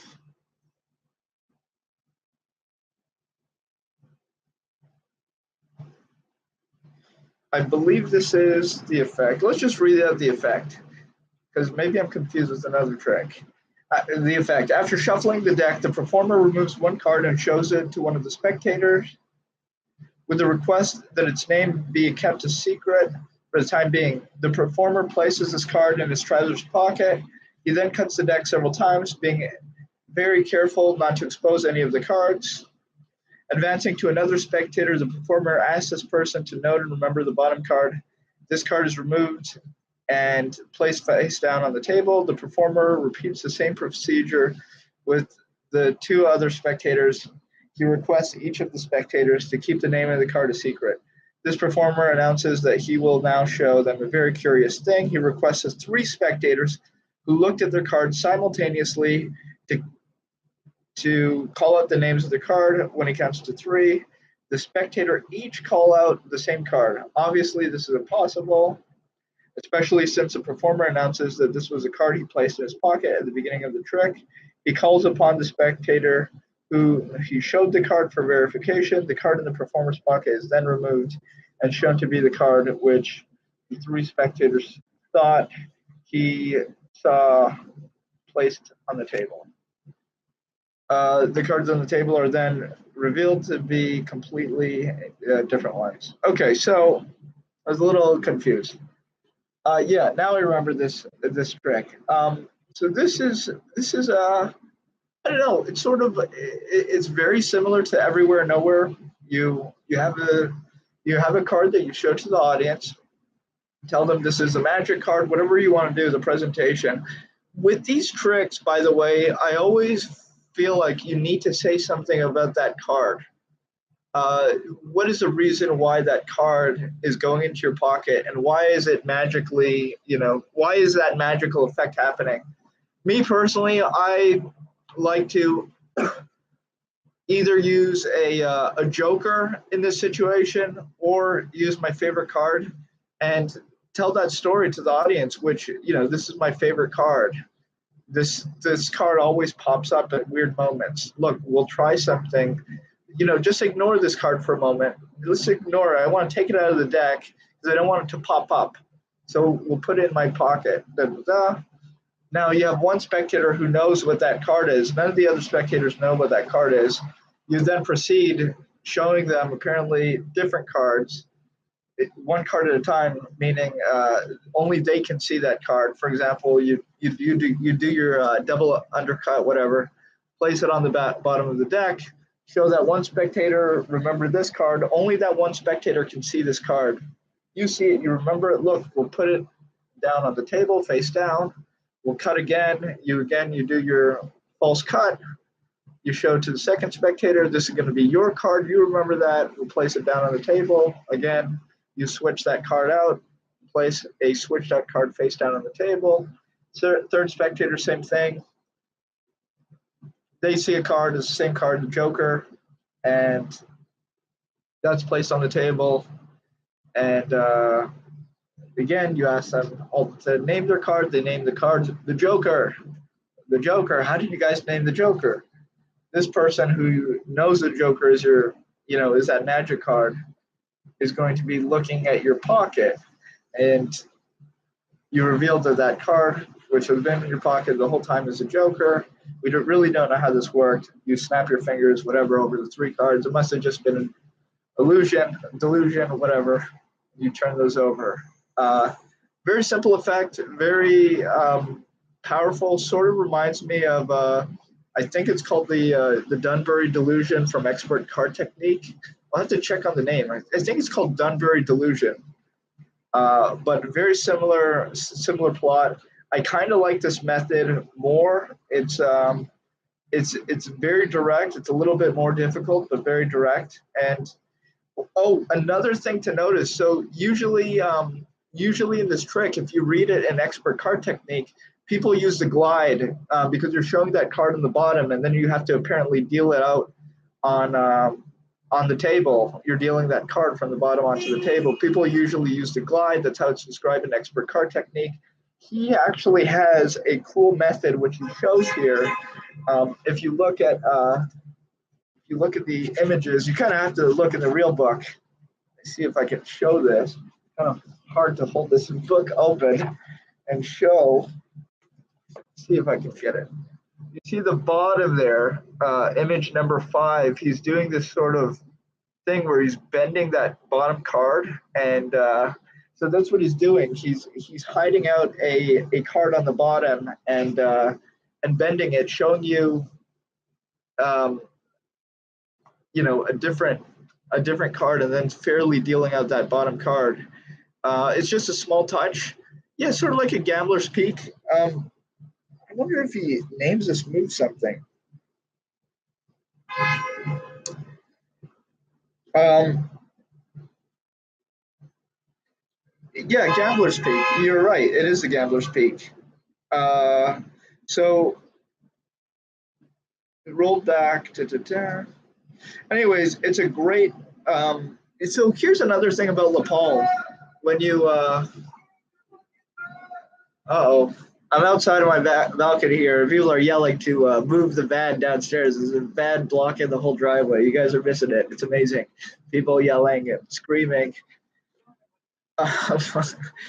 Anyways, a lot of times in LePaul's work, he's kind of too rough. Yeah, Superman. He's a little too rough for my liking, meaning he's bending cards, and I personally don't like that so much. I'm sort of more soft in my work, um, but he's really bending these cards. So I'm assuming LePaul sets these tricks in a way so that he's able to get rid of cards, or he's doing some of these tricks near the end of his routine, because you really don't want to have these massive crimps. I mean, when we look at that color segregation, that shuffle he does, it also uses a highly crimped card. This bends the hell out of a card, and maybe he does this trick before, and then he uses that bent card for the color segregation. I'm not too sure. He doesn't talk about it, but whenever I read this stuff and I see people bending cards, I'm like, why are they bending cards? How are they gonna use the deck after that? So it's always interesting to look at a magician's work to see if they have any material using bent cards or cards in different conditions. If they have other tricks that leave those cards in those conditions, because maybe it sort of explains without explaining how they tie those tricks together. So it's just something to keep in mind. It's just something that I connected right now, just thinking about it. But yeah, very direct, and won't go through the whole methodology. I mean, he obviously side steals. It's like his favorite technique on earth, and gets that card into his pocket. Um, Fun little trick. Fun little trick. You know, not much more to say about that. I mean, it's just a really short trick, fun.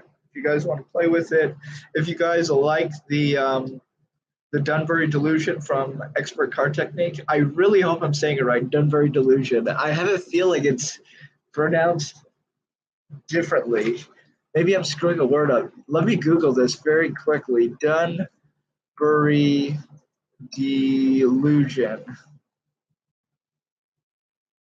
No, I'm saying it right.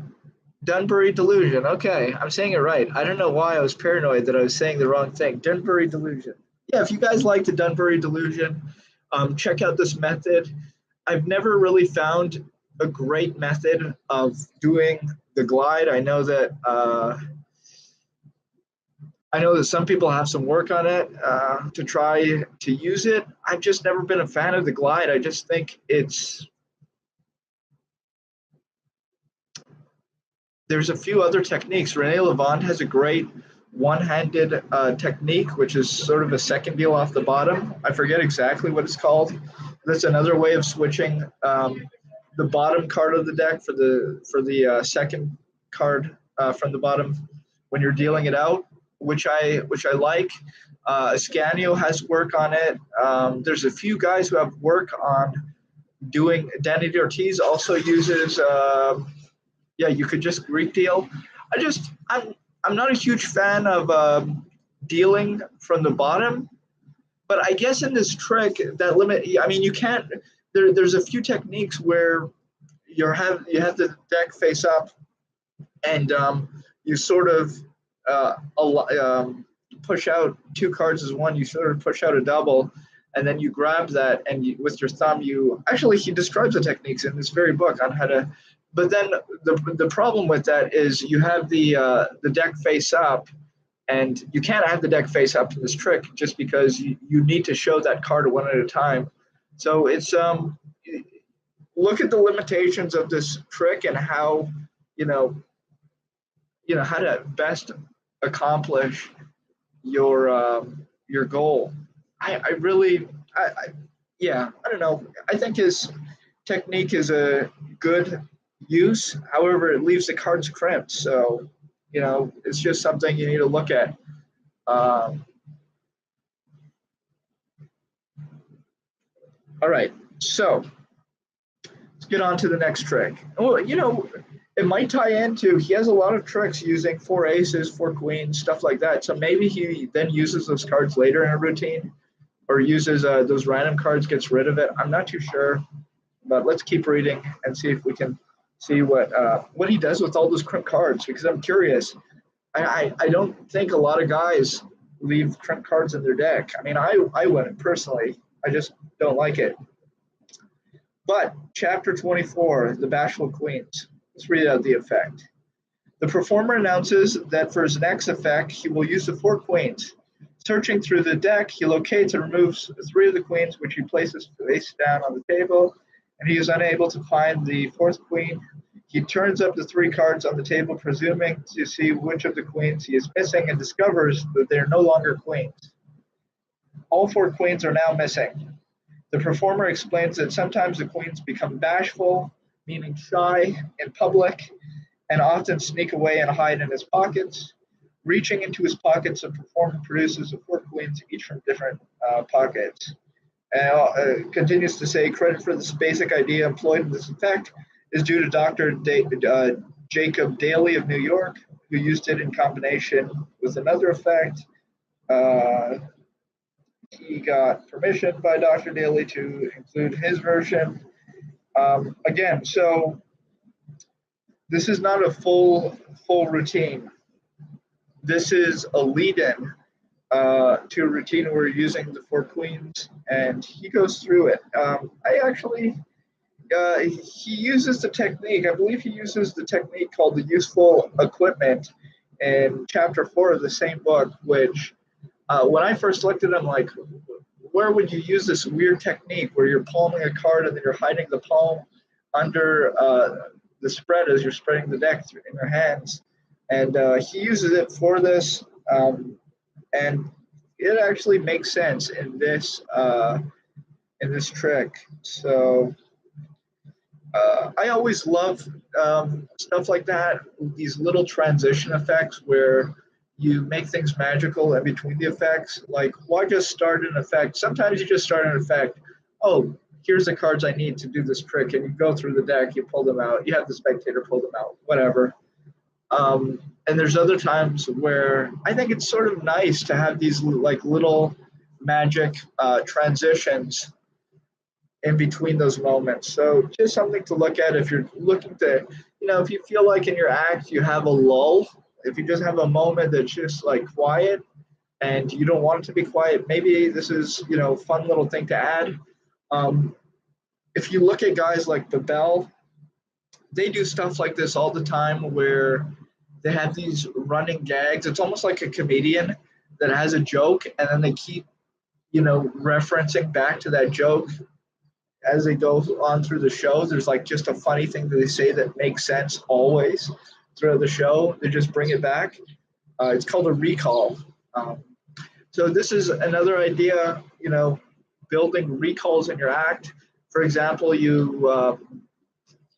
we talked about I believe we talked about the magic card and a card that's tied to an individual and it's a card that's signed.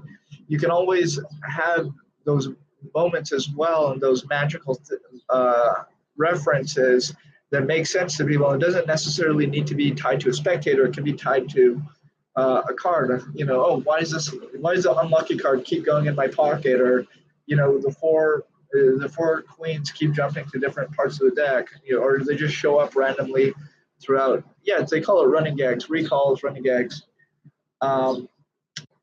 So that's how I would use this. I think it's interesting. But again, it's a transition thing. He says it himself. Dr. Jacob Daly had a different effect that was more of a complete routine, and he sort of took it and riffed with it. So here's something to play with. Also, when you build up these running gags, when we get later on through the book, he has this routine called what is it called here? Cards in a sealed envelope.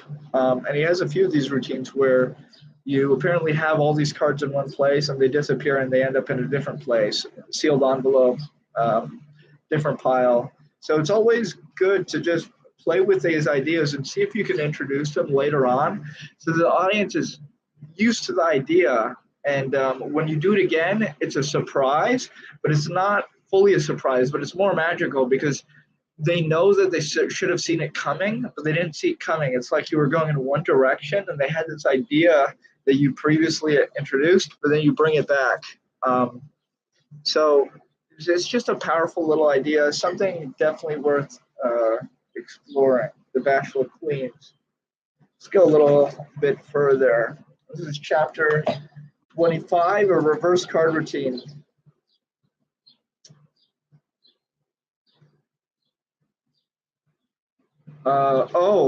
This is a great routine, man. So this effect, I won't go through it, but it's pretty cool. It's 2 phases, and the complete instructions are here, and they really go in depth. It's a beautiful routine. It's a routine in which you turn half the deck over, or 1 card over. I believe you turn half the deck over each time. I don't know if you. No, I think you turn over half the deck each time. And the whole deck turns itself in the right direction. This is a beautiful piece of manipulative magic. This is sort of the only piece of manipulative magic that you see in the book. And LePaul was famous, world class for performing his manipulative card magic on stage. And this is a beautiful piece. This piece really can be done just to music. So if you're looking for a routine that can be done to music and can be done fully standing up on stage, and the visuals are just beautiful. You can really see in the photographs of the book just how visual it is. It's really perfect. He fans the deck. This is one of the routines that it's very rare. I'm going to say this. It's very rare that something is published in a book and it's perfect. And I read this and I'm like, this is perfect. You can't improve on this. This is really perfect. This routine is done.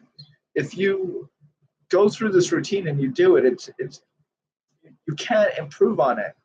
I guess technically you could add another phase if you wanted to somehow. You'd have to come up with your own idea on how to do that, but it really is done, and it's a beautiful routine. Super visuals. The instructions are so clear. The photographs are perfect.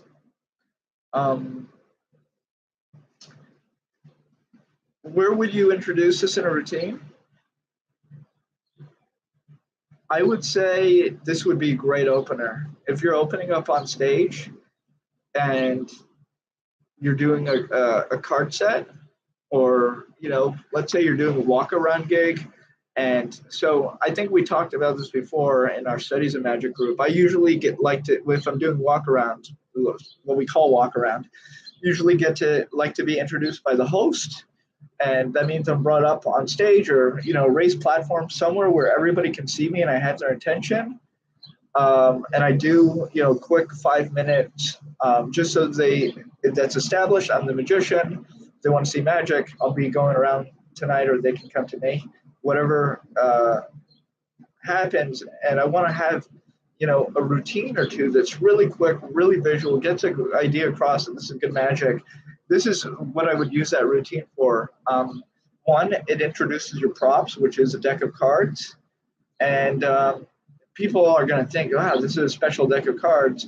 And then afterwards, you can continue and do close-up with the same deck of cards and, repeat the routine, do other routines. You'll obviously be asked about it. You'll be asked about those cards because it really is a beautiful illusion. It really is an illusion. It's like just strong, powerful magic. Very visual. Definitely check it out. I fell in love with the routine. I decided that I was going to start working on it. Even though I don't do magic standing up, I thought this is a routine that I can adapt to a table. I can adapt to sort of my style. If I had to present it at the very beginning or to music, like come out, to music, or I'm performing in a different country, you always want to have nonverbal stuff. Just a beautiful, beautiful routine.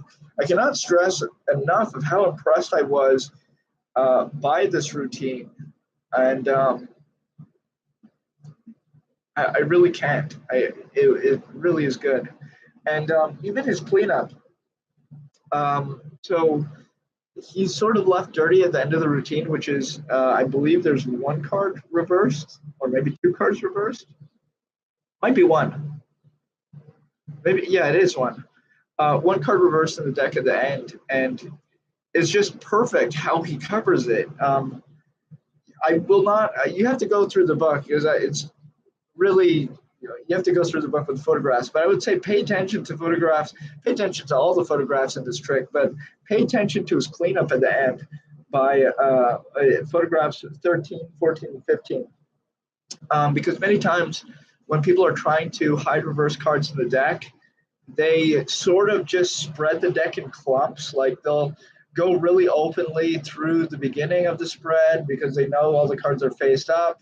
And then as it gets close to the middle, they'll sort of skip a huge block and continue. And for me, I never liked that just because it's, I don't think the audience catches on to what's happening, but it just feels not open to me. And the way he spreads is really open. And it's kind of brilliant because it also sets you up in order to have a huge, a massive break if you want to then cut to that position and steal out or reverse that card. So definitely something I would look at if I were you.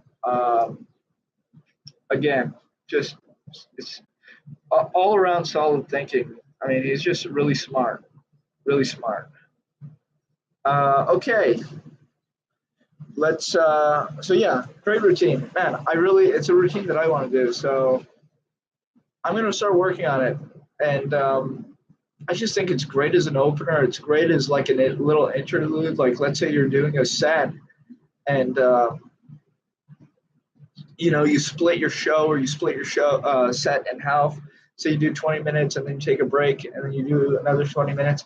It's just a nice thing to come back into the magic. I wouldn't end on this. I don't think it's a closer. I don't think it's strong enough. I mean, it's very strong, but it's not a finisher type material. I mean, that's for me just reading it. I hadn't seen it. So, but my feeling is it's great as an opener. So anyways, play with it. Great routine. Move along to chapter 26, an impromptu rising card effect. Here's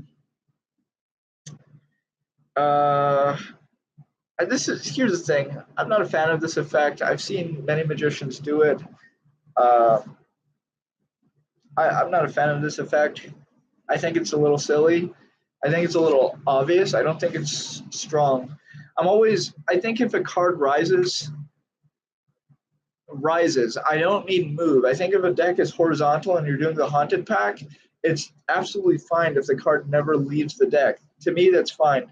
But if you're doing a rising card, the card is floating up, I kind of want to see it leave the deck. And in this version of the trick, the card never leaves the deck. You're holding the deck and the card rises.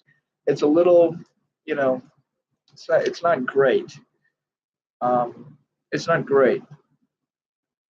But then, he doesn't present it as the card is rising. He presents it as his finger is magnetized. That's why it's coming up. So you have a selection.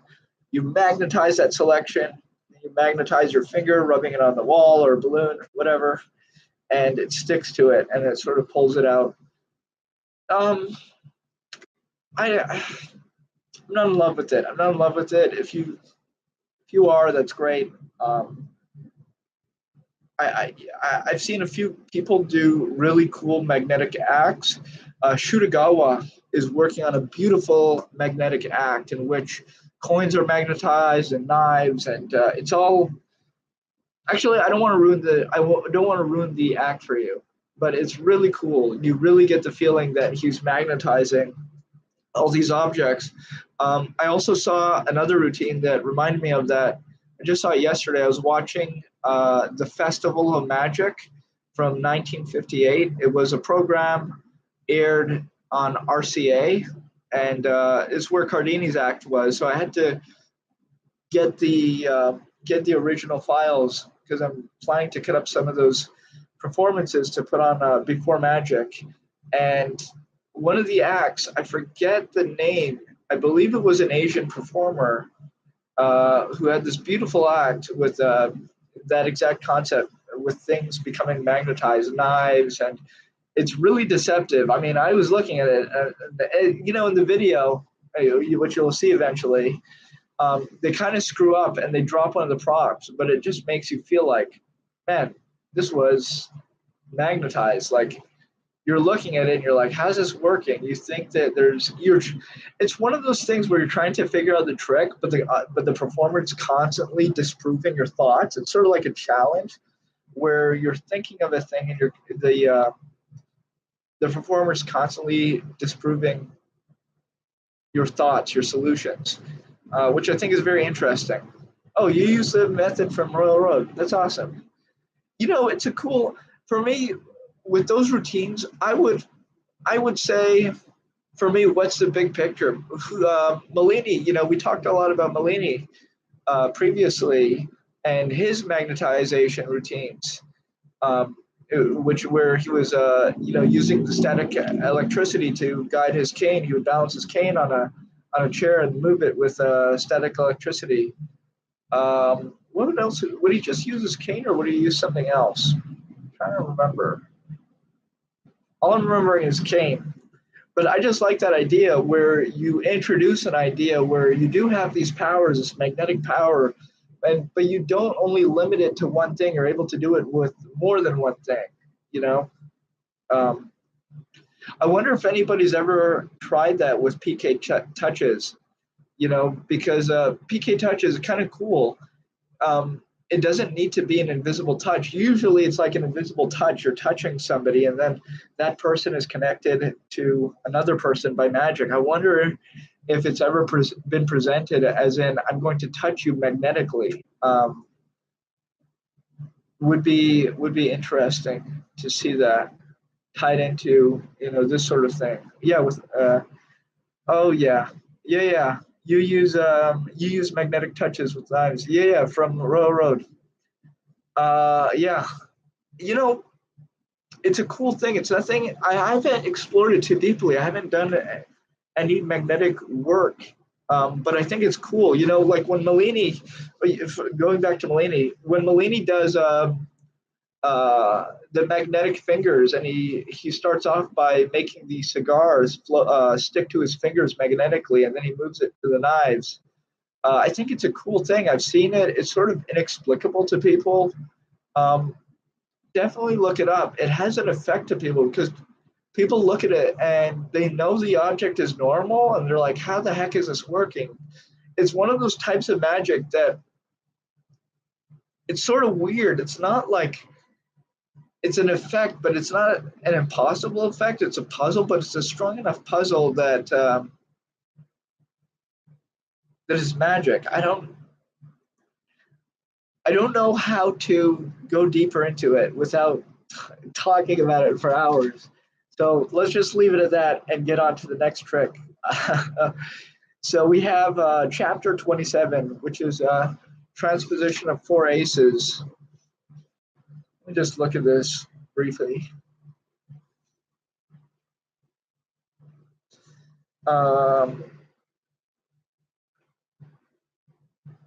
Oh, okay, I know what this is. So this is cool. This is cool. So you apparently hold 4 aces in your hand, and I really like out of the whole routine. This is my favorite thing. So you're apparently holding those 4 aces in your hand and holding the deck with that. Is that the right hand? No, with the left hand. With the left hand, placing cards with your right hand into the deck. I just really love that thing of you riffling with that left thumb, and it gives you that excuse to hold those cards, and then you deal those cards one at a time into your right hand, but you're dealing them face down, covering that they're in different cards to get through this routine. This is pretty cool. And he introduces the snap over change, which is interesting. It can be done very strongly. I just like this effect. It's like a cool casual effect. Sometimes you just want to have these cool casual effects. Like, depends on the situation, but it all goes back to what we were talking about. If you're going to have a routine that's a feature that's like one of your signature routines, like an ace assembly and or something like that, it's always good to have different versions of it or effects that are similar that you could just do impromptu. Like, for example, let's say I do a beautiful ace assembly and one of my spectators, really, really loves it and runs off and he goes tells one of his friends about it. Oh, you got to see this guy do some magic. Come on, do the one with the 4 aces. And you're like,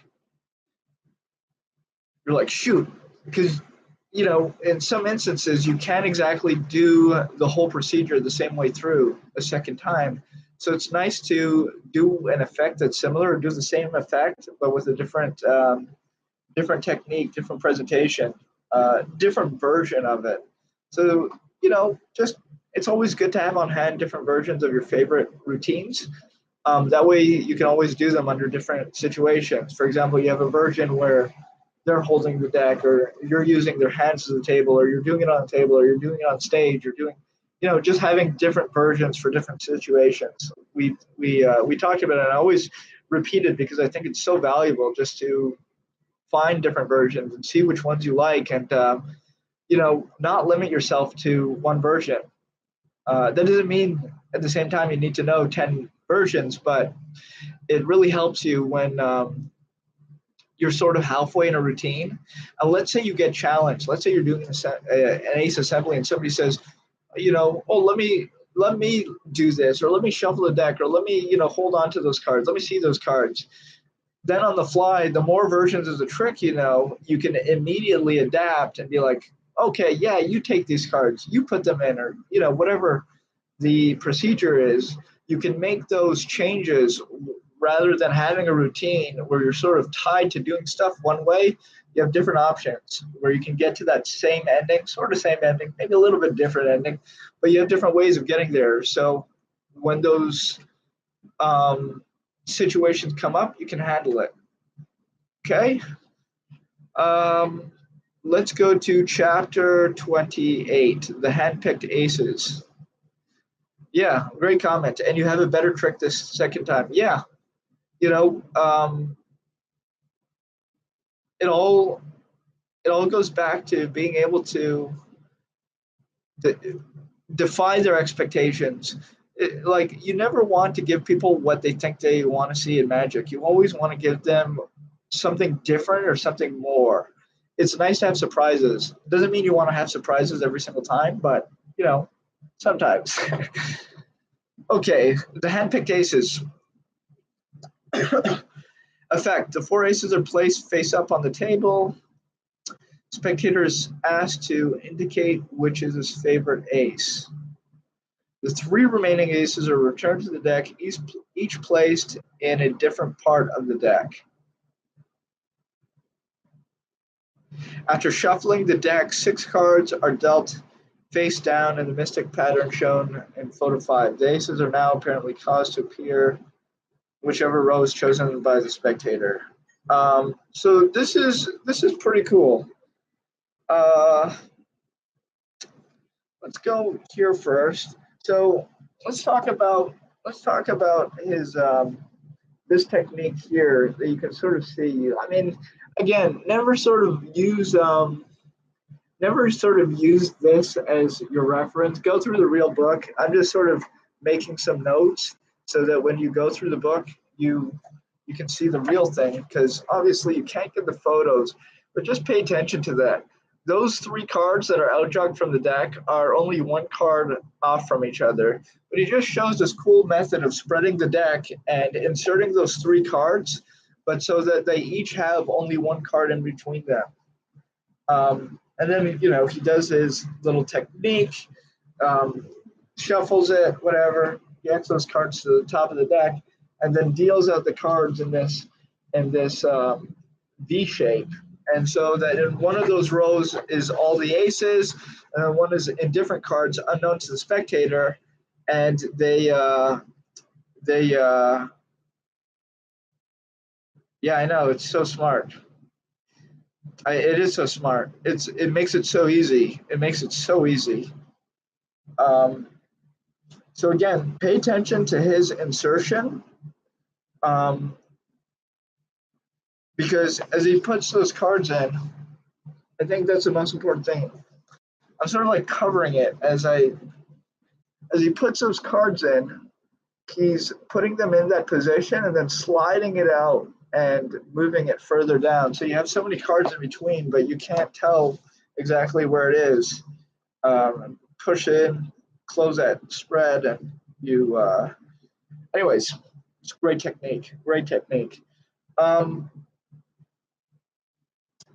Then this is really great. The 6 cards are now dealt face down on the top of the deck. The pattern depicted in photo. The cards are dealt alternately from side to side. The favored ace, which is face up, forming the apex of this pattern. This causes the aces to fall in the row in which the first card is dealt.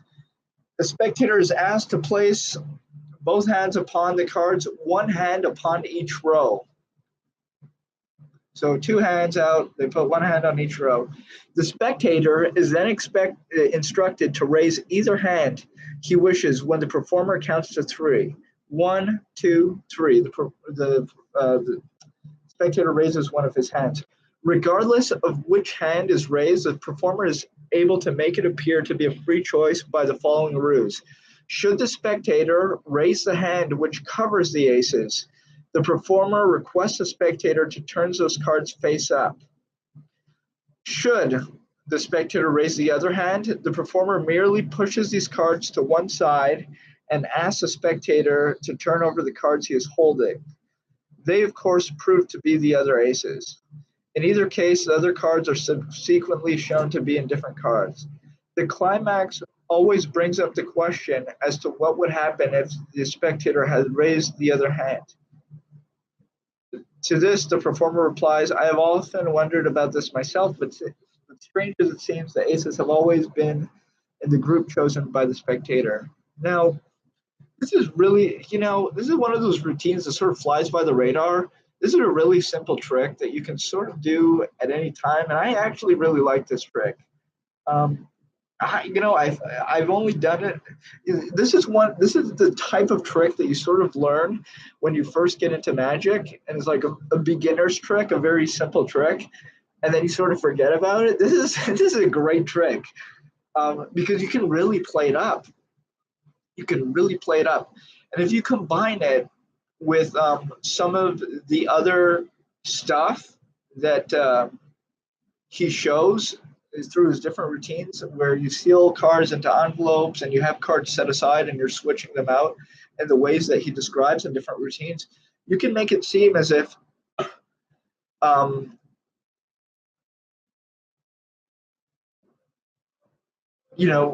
for example, the trick that we just went through, the Bashful Queens.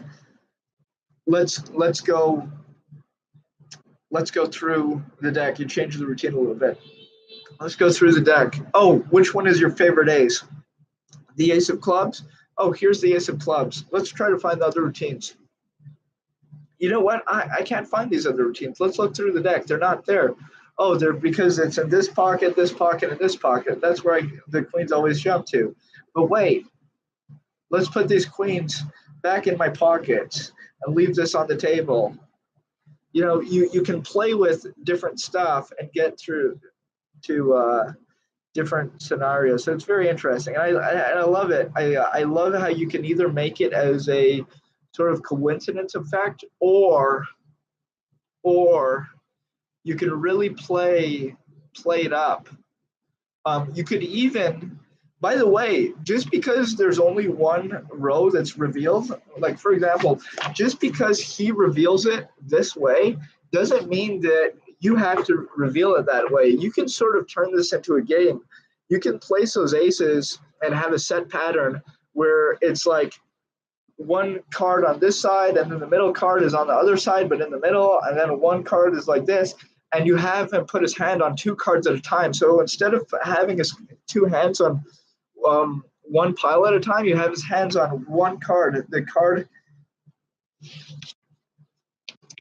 for example, imagine the spectator puts his hands on the bottom cards on those. So you have two rows. He puts his hands on those two cards that are in different, it's in a V shape, okay?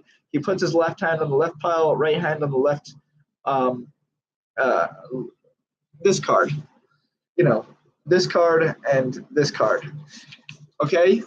Now he's covering those cards, and you ask him, whichever one you turn over is going to be an ace. Only one. You have three chances here. I think you're going to get every single one. It's going to magically change. Whichever one you choose is going to change it to an ace. And that way you can sort of mix it up so that the aces are in different places. And you can jazz with the spectator using, the magician's force, and also using luck, because he may choose. Here's the thing. You have three chances. You have I don't know what the odds are. I'm not good at math, but you have a chance that he's going to be right every single time. You'll have a chance that he's wrong every single time. You'll have to force it, and you'll have a chance that you'll have to force it twice or only force it once. It's really just clever to me, because you can play with it and build it up into like a different effect. That's so cool. About LePaul's material is you can change the material. Like, he gives you the material and you can change it to what you want it to be. Except for don't change the reverse card routine. That one is perfect. But these, he sort of just gives you an outline and you can sort of play it in different ways. I haven't really fully built out how you would do a routine like that, but it would make it more impossible every single time where, which one is going to be the ace, left or right? You think left? Okay, turn over that left card. Okay, they turn it over. You got one. Turn over the other. It's in a different card. We move these aside. Put your hands on the next two cards. And now you change the rules on him. So maybe the first time, if you're using a magician's force, if you need to use a magician's force, you can change the rules on him every single time. His hands don't need to be on the cards every single time. First time you can say, put your hand on one of the cards. Okay? Put your hand on one of the cards. That one. Turn it over. You got the right card. Or cover it completely. You don't want it. Or whatever. They cover it completely. Sorry, my Vivica is not strong this morning. They put their hand on it. It's a wrong card. It doesn't matter. You say, great. Look, if I wave my hand over this ace, you see there's a direct line. Doo, doo, doo, doo, doo. The ace comes over here because there's an ace over there at the end. That energy transfers, but because you're blocking that energy this time with your hand, it doesn't go to that one. Here we have an ace, here we have a different card because you blocked the energy. Look, let's try it again. This time you say left or right. Which one do you want, left or right? And they say it. The right. Okay, right. And again, magician's force. And then the last time, put your hands on both of those two last cards. And then you continue the same way. So changing the procedure, using that force if you need to, very interesting. I'm very interested in this. It seems fun. So something you might want to play with. Let's see. chapter 5, not chapter 5. We were way past chapter 5.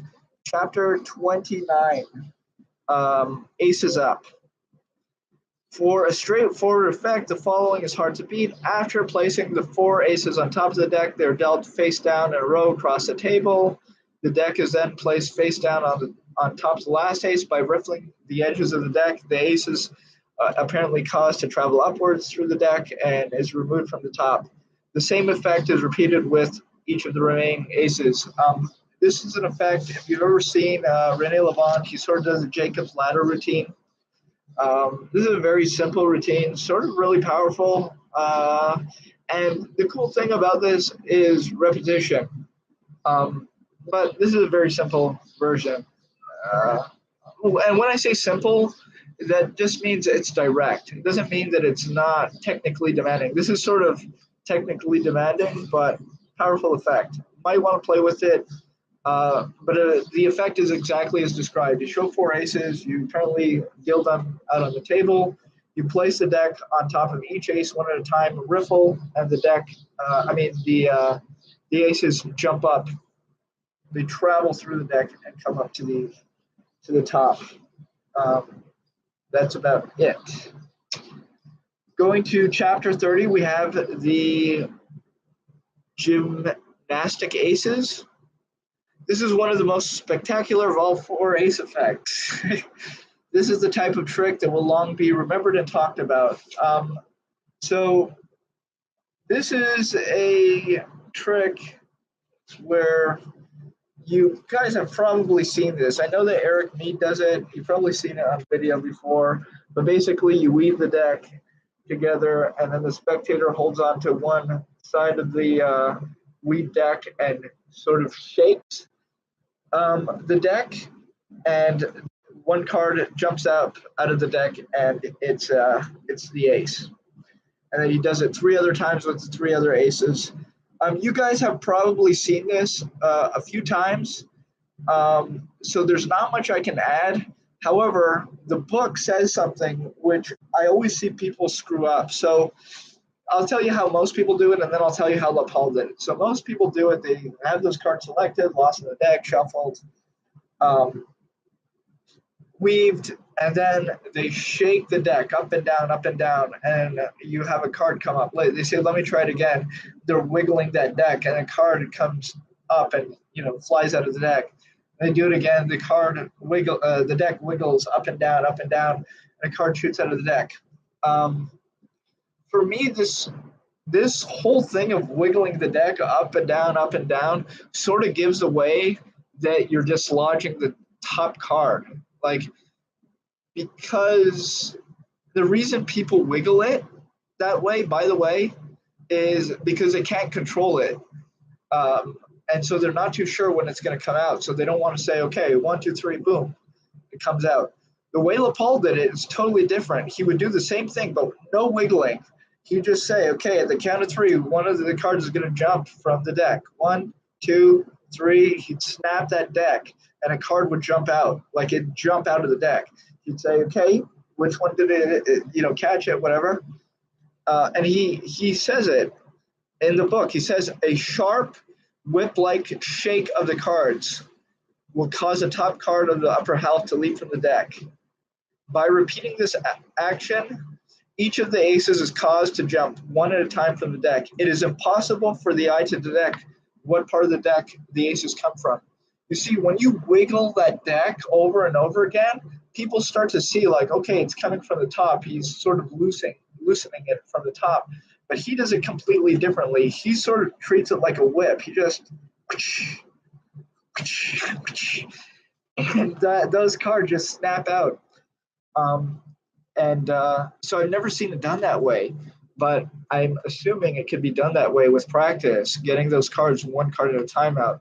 And to me, it's just so much more powerful if people don't know where those cards are coming out, if you're just snapping it, So this is a great trick, often overlooked, because I think the way that most people do it is less powerful. They're shaking the deck too much, and it's not powerful.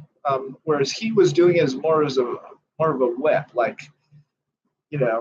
if you sort of ever have seen Indiana Jones, you know how that classic whip, just comes out. It'd be fun to even have that sound effect. You're doing it as a fun routine. You have that sound effect on your phone, and you have it timed out, so it does that whipping sound every single 5 seconds. So you say, okay, wait. You say, okay, start the music, and it's like drum roll, and then whoosh, whoosh. I don't know, just a fun thing. I don't know, just throwing ideas out there, but definitely want to whip that out, because it's so much more powerful, fun routine, easy to do. Definitely, definitely try it out. Just fun, just fun.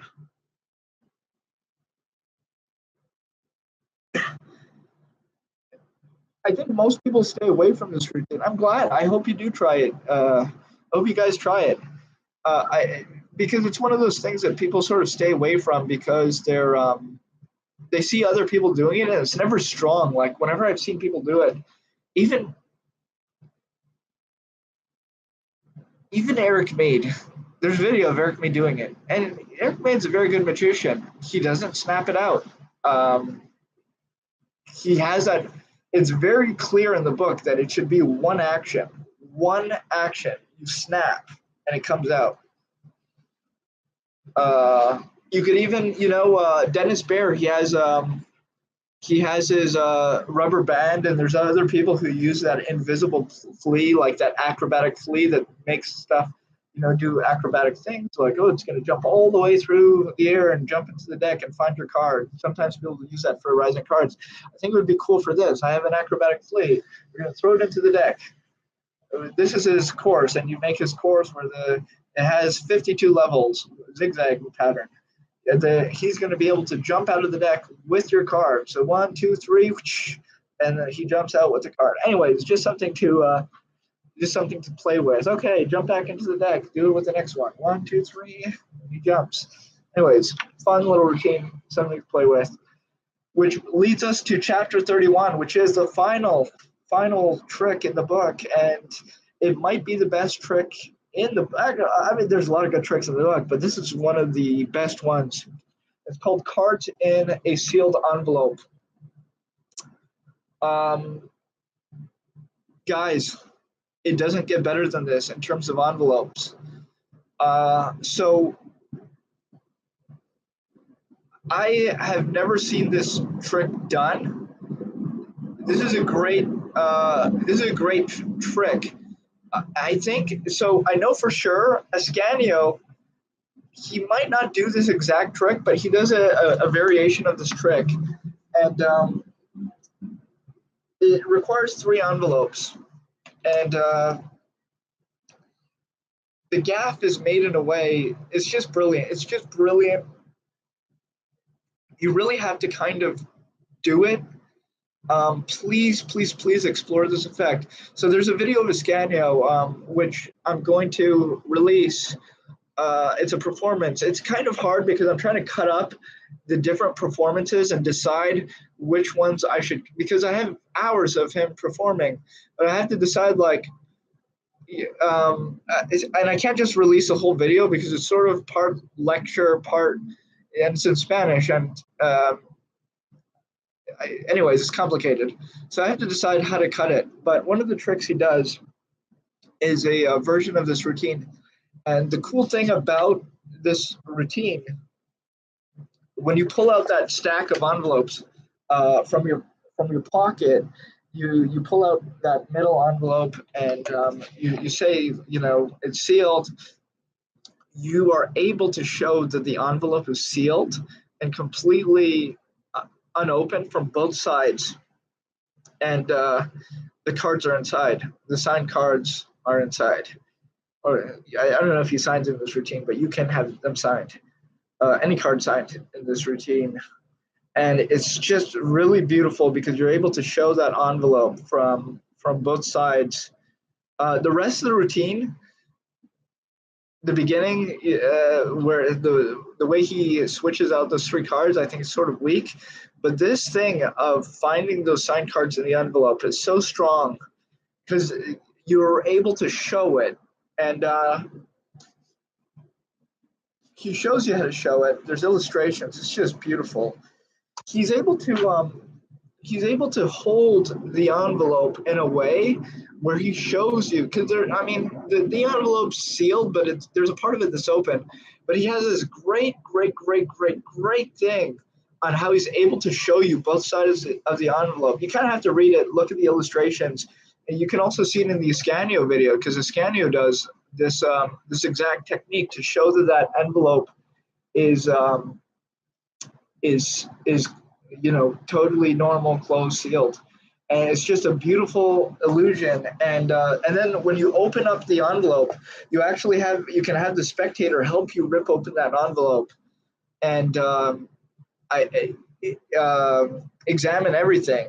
And this is almost unheard of for routines done like this.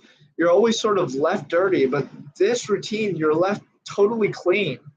Both of the other envelopes are totally normal, and I believe they're totally normal. Yeah, they're totally normal. It's just great, it's so good. It's so good. So good. And I would do it. And here's the thing: I wouldn't question LePaul when you're making these gimmicks. I would make them exactly how he makes them. It really looks sort of weird when you first look at it from the photograph. Like, why the heck am I having one envelope that's broken from the bottom and it's going into the other one? And uh, just don't question him. Just make it exactly how he says to make it. Just do it exactly how he says to do it, and you'll see why it's so genius. It's a this trick in particular, I think, is really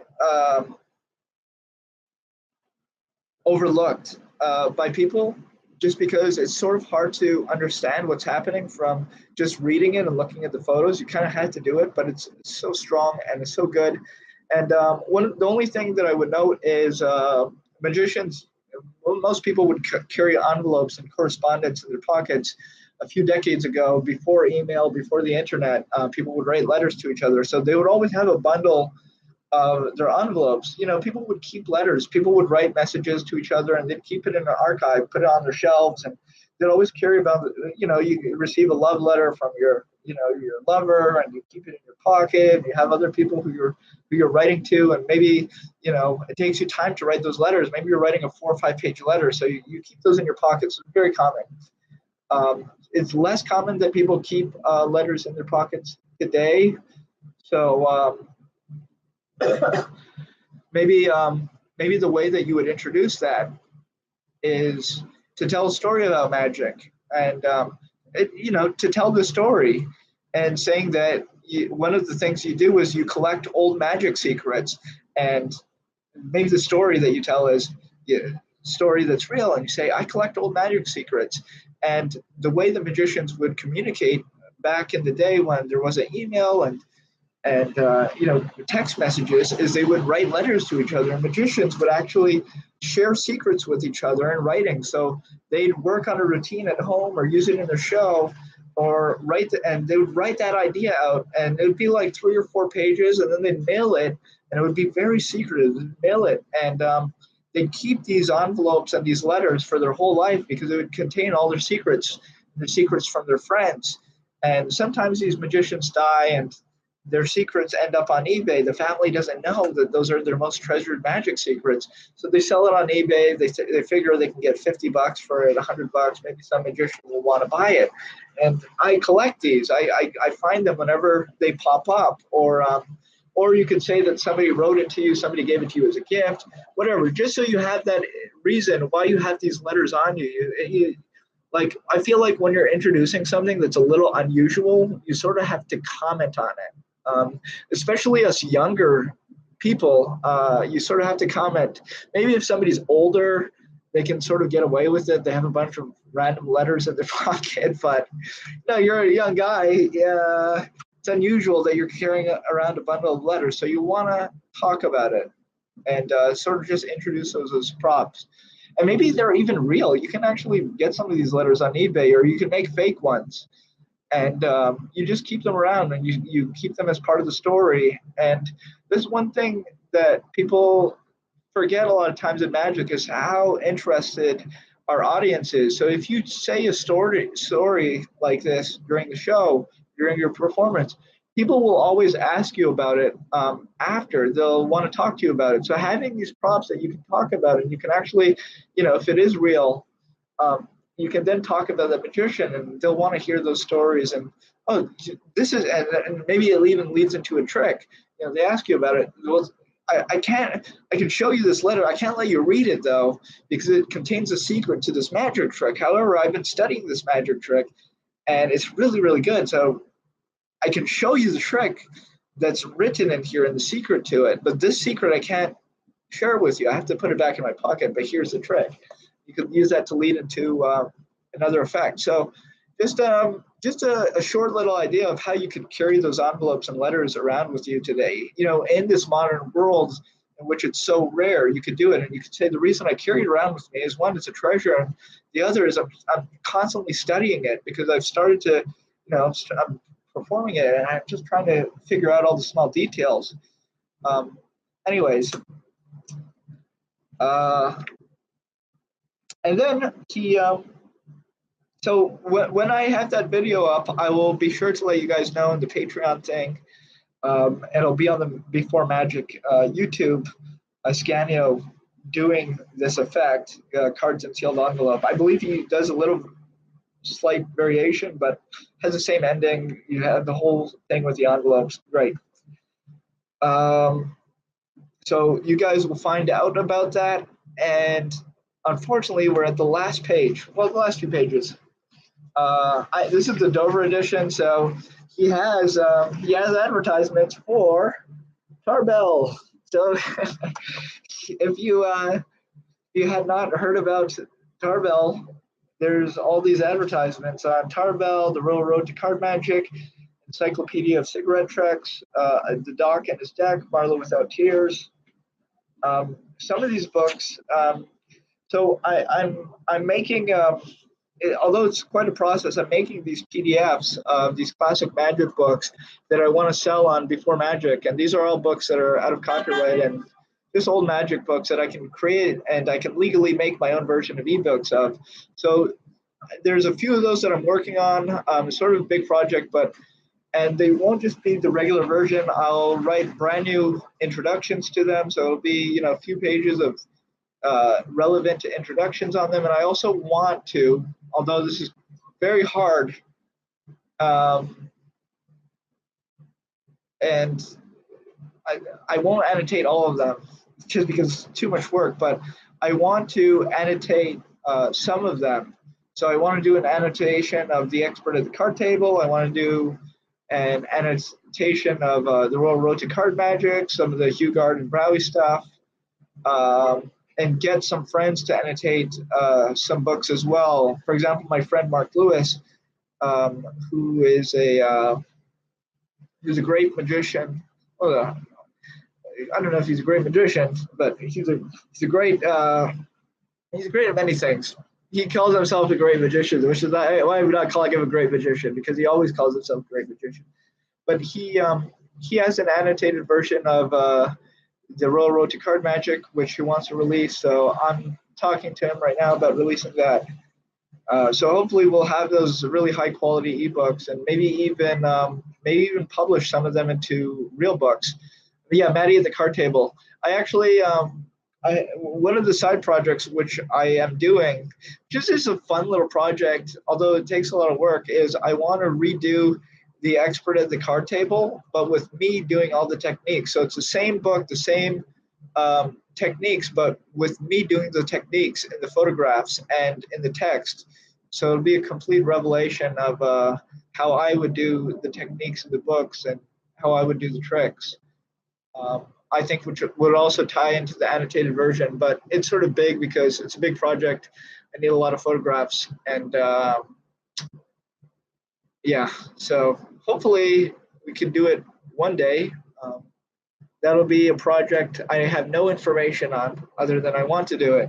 But back to this book, in closing, The Card Magic of LePaul, he has this note in conclusion: let us not forget the great masters of the past: Robert Houdin, Hofstadter, Dr. Eliot, Ernest, Howard Thurston, T. Nelson Downs, Nate Leipzig, Max Malini, and the host of others who have contributed so much to the advancement of card magic.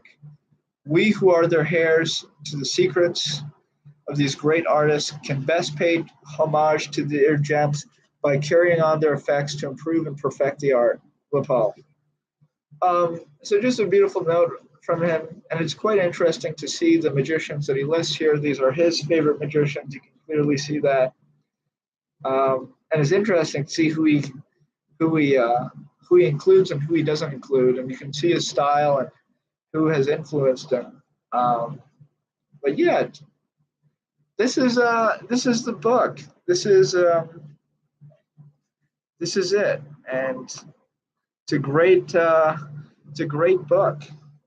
This is hope you guys enjoy it.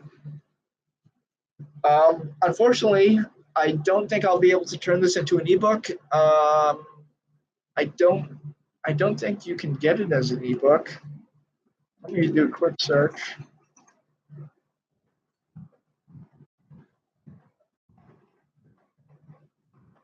You can get it as an ebook. I don't know if it's legal though.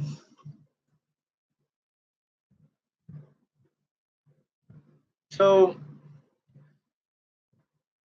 there's a few people who make ebooks illegally. I don't want to do ebooks illegally. I only want the stuff that I do to be legal. You can get a PDF of this book illegally. I think you can also buy it, but definitely worth it. You can get the paperback version. It used to be in print. I think it's still in print. I bought it for about, I don't know, $15, maybe $10. Not very expensive. It's an old book that not a lot of people care about, but it's a great book. So definitely pick it up if you don't have it. And if you can't find it, I don't know. I wouldn't recommend getting an ebook because I don't think you can do it legally. So there's that. What else do I want to say? Yeah, this closes it up. I'm sorry that I could not have Shane Cobalt here. I'm sure he will join us in a future episode of our book club. And I have to charge my laptop a little bit because I'm starting our Studies in Magic group in a few minutes. Probably will be a few minutes late. Might grab a little something to eat before then. Charge up my laptop so it doesn't die. And I will see you guys soon. Those of you in the Studies in Magic group, it is going to be a good one. So I will see you there. See you there, guys. Enjoy, and I hope you guys enjoy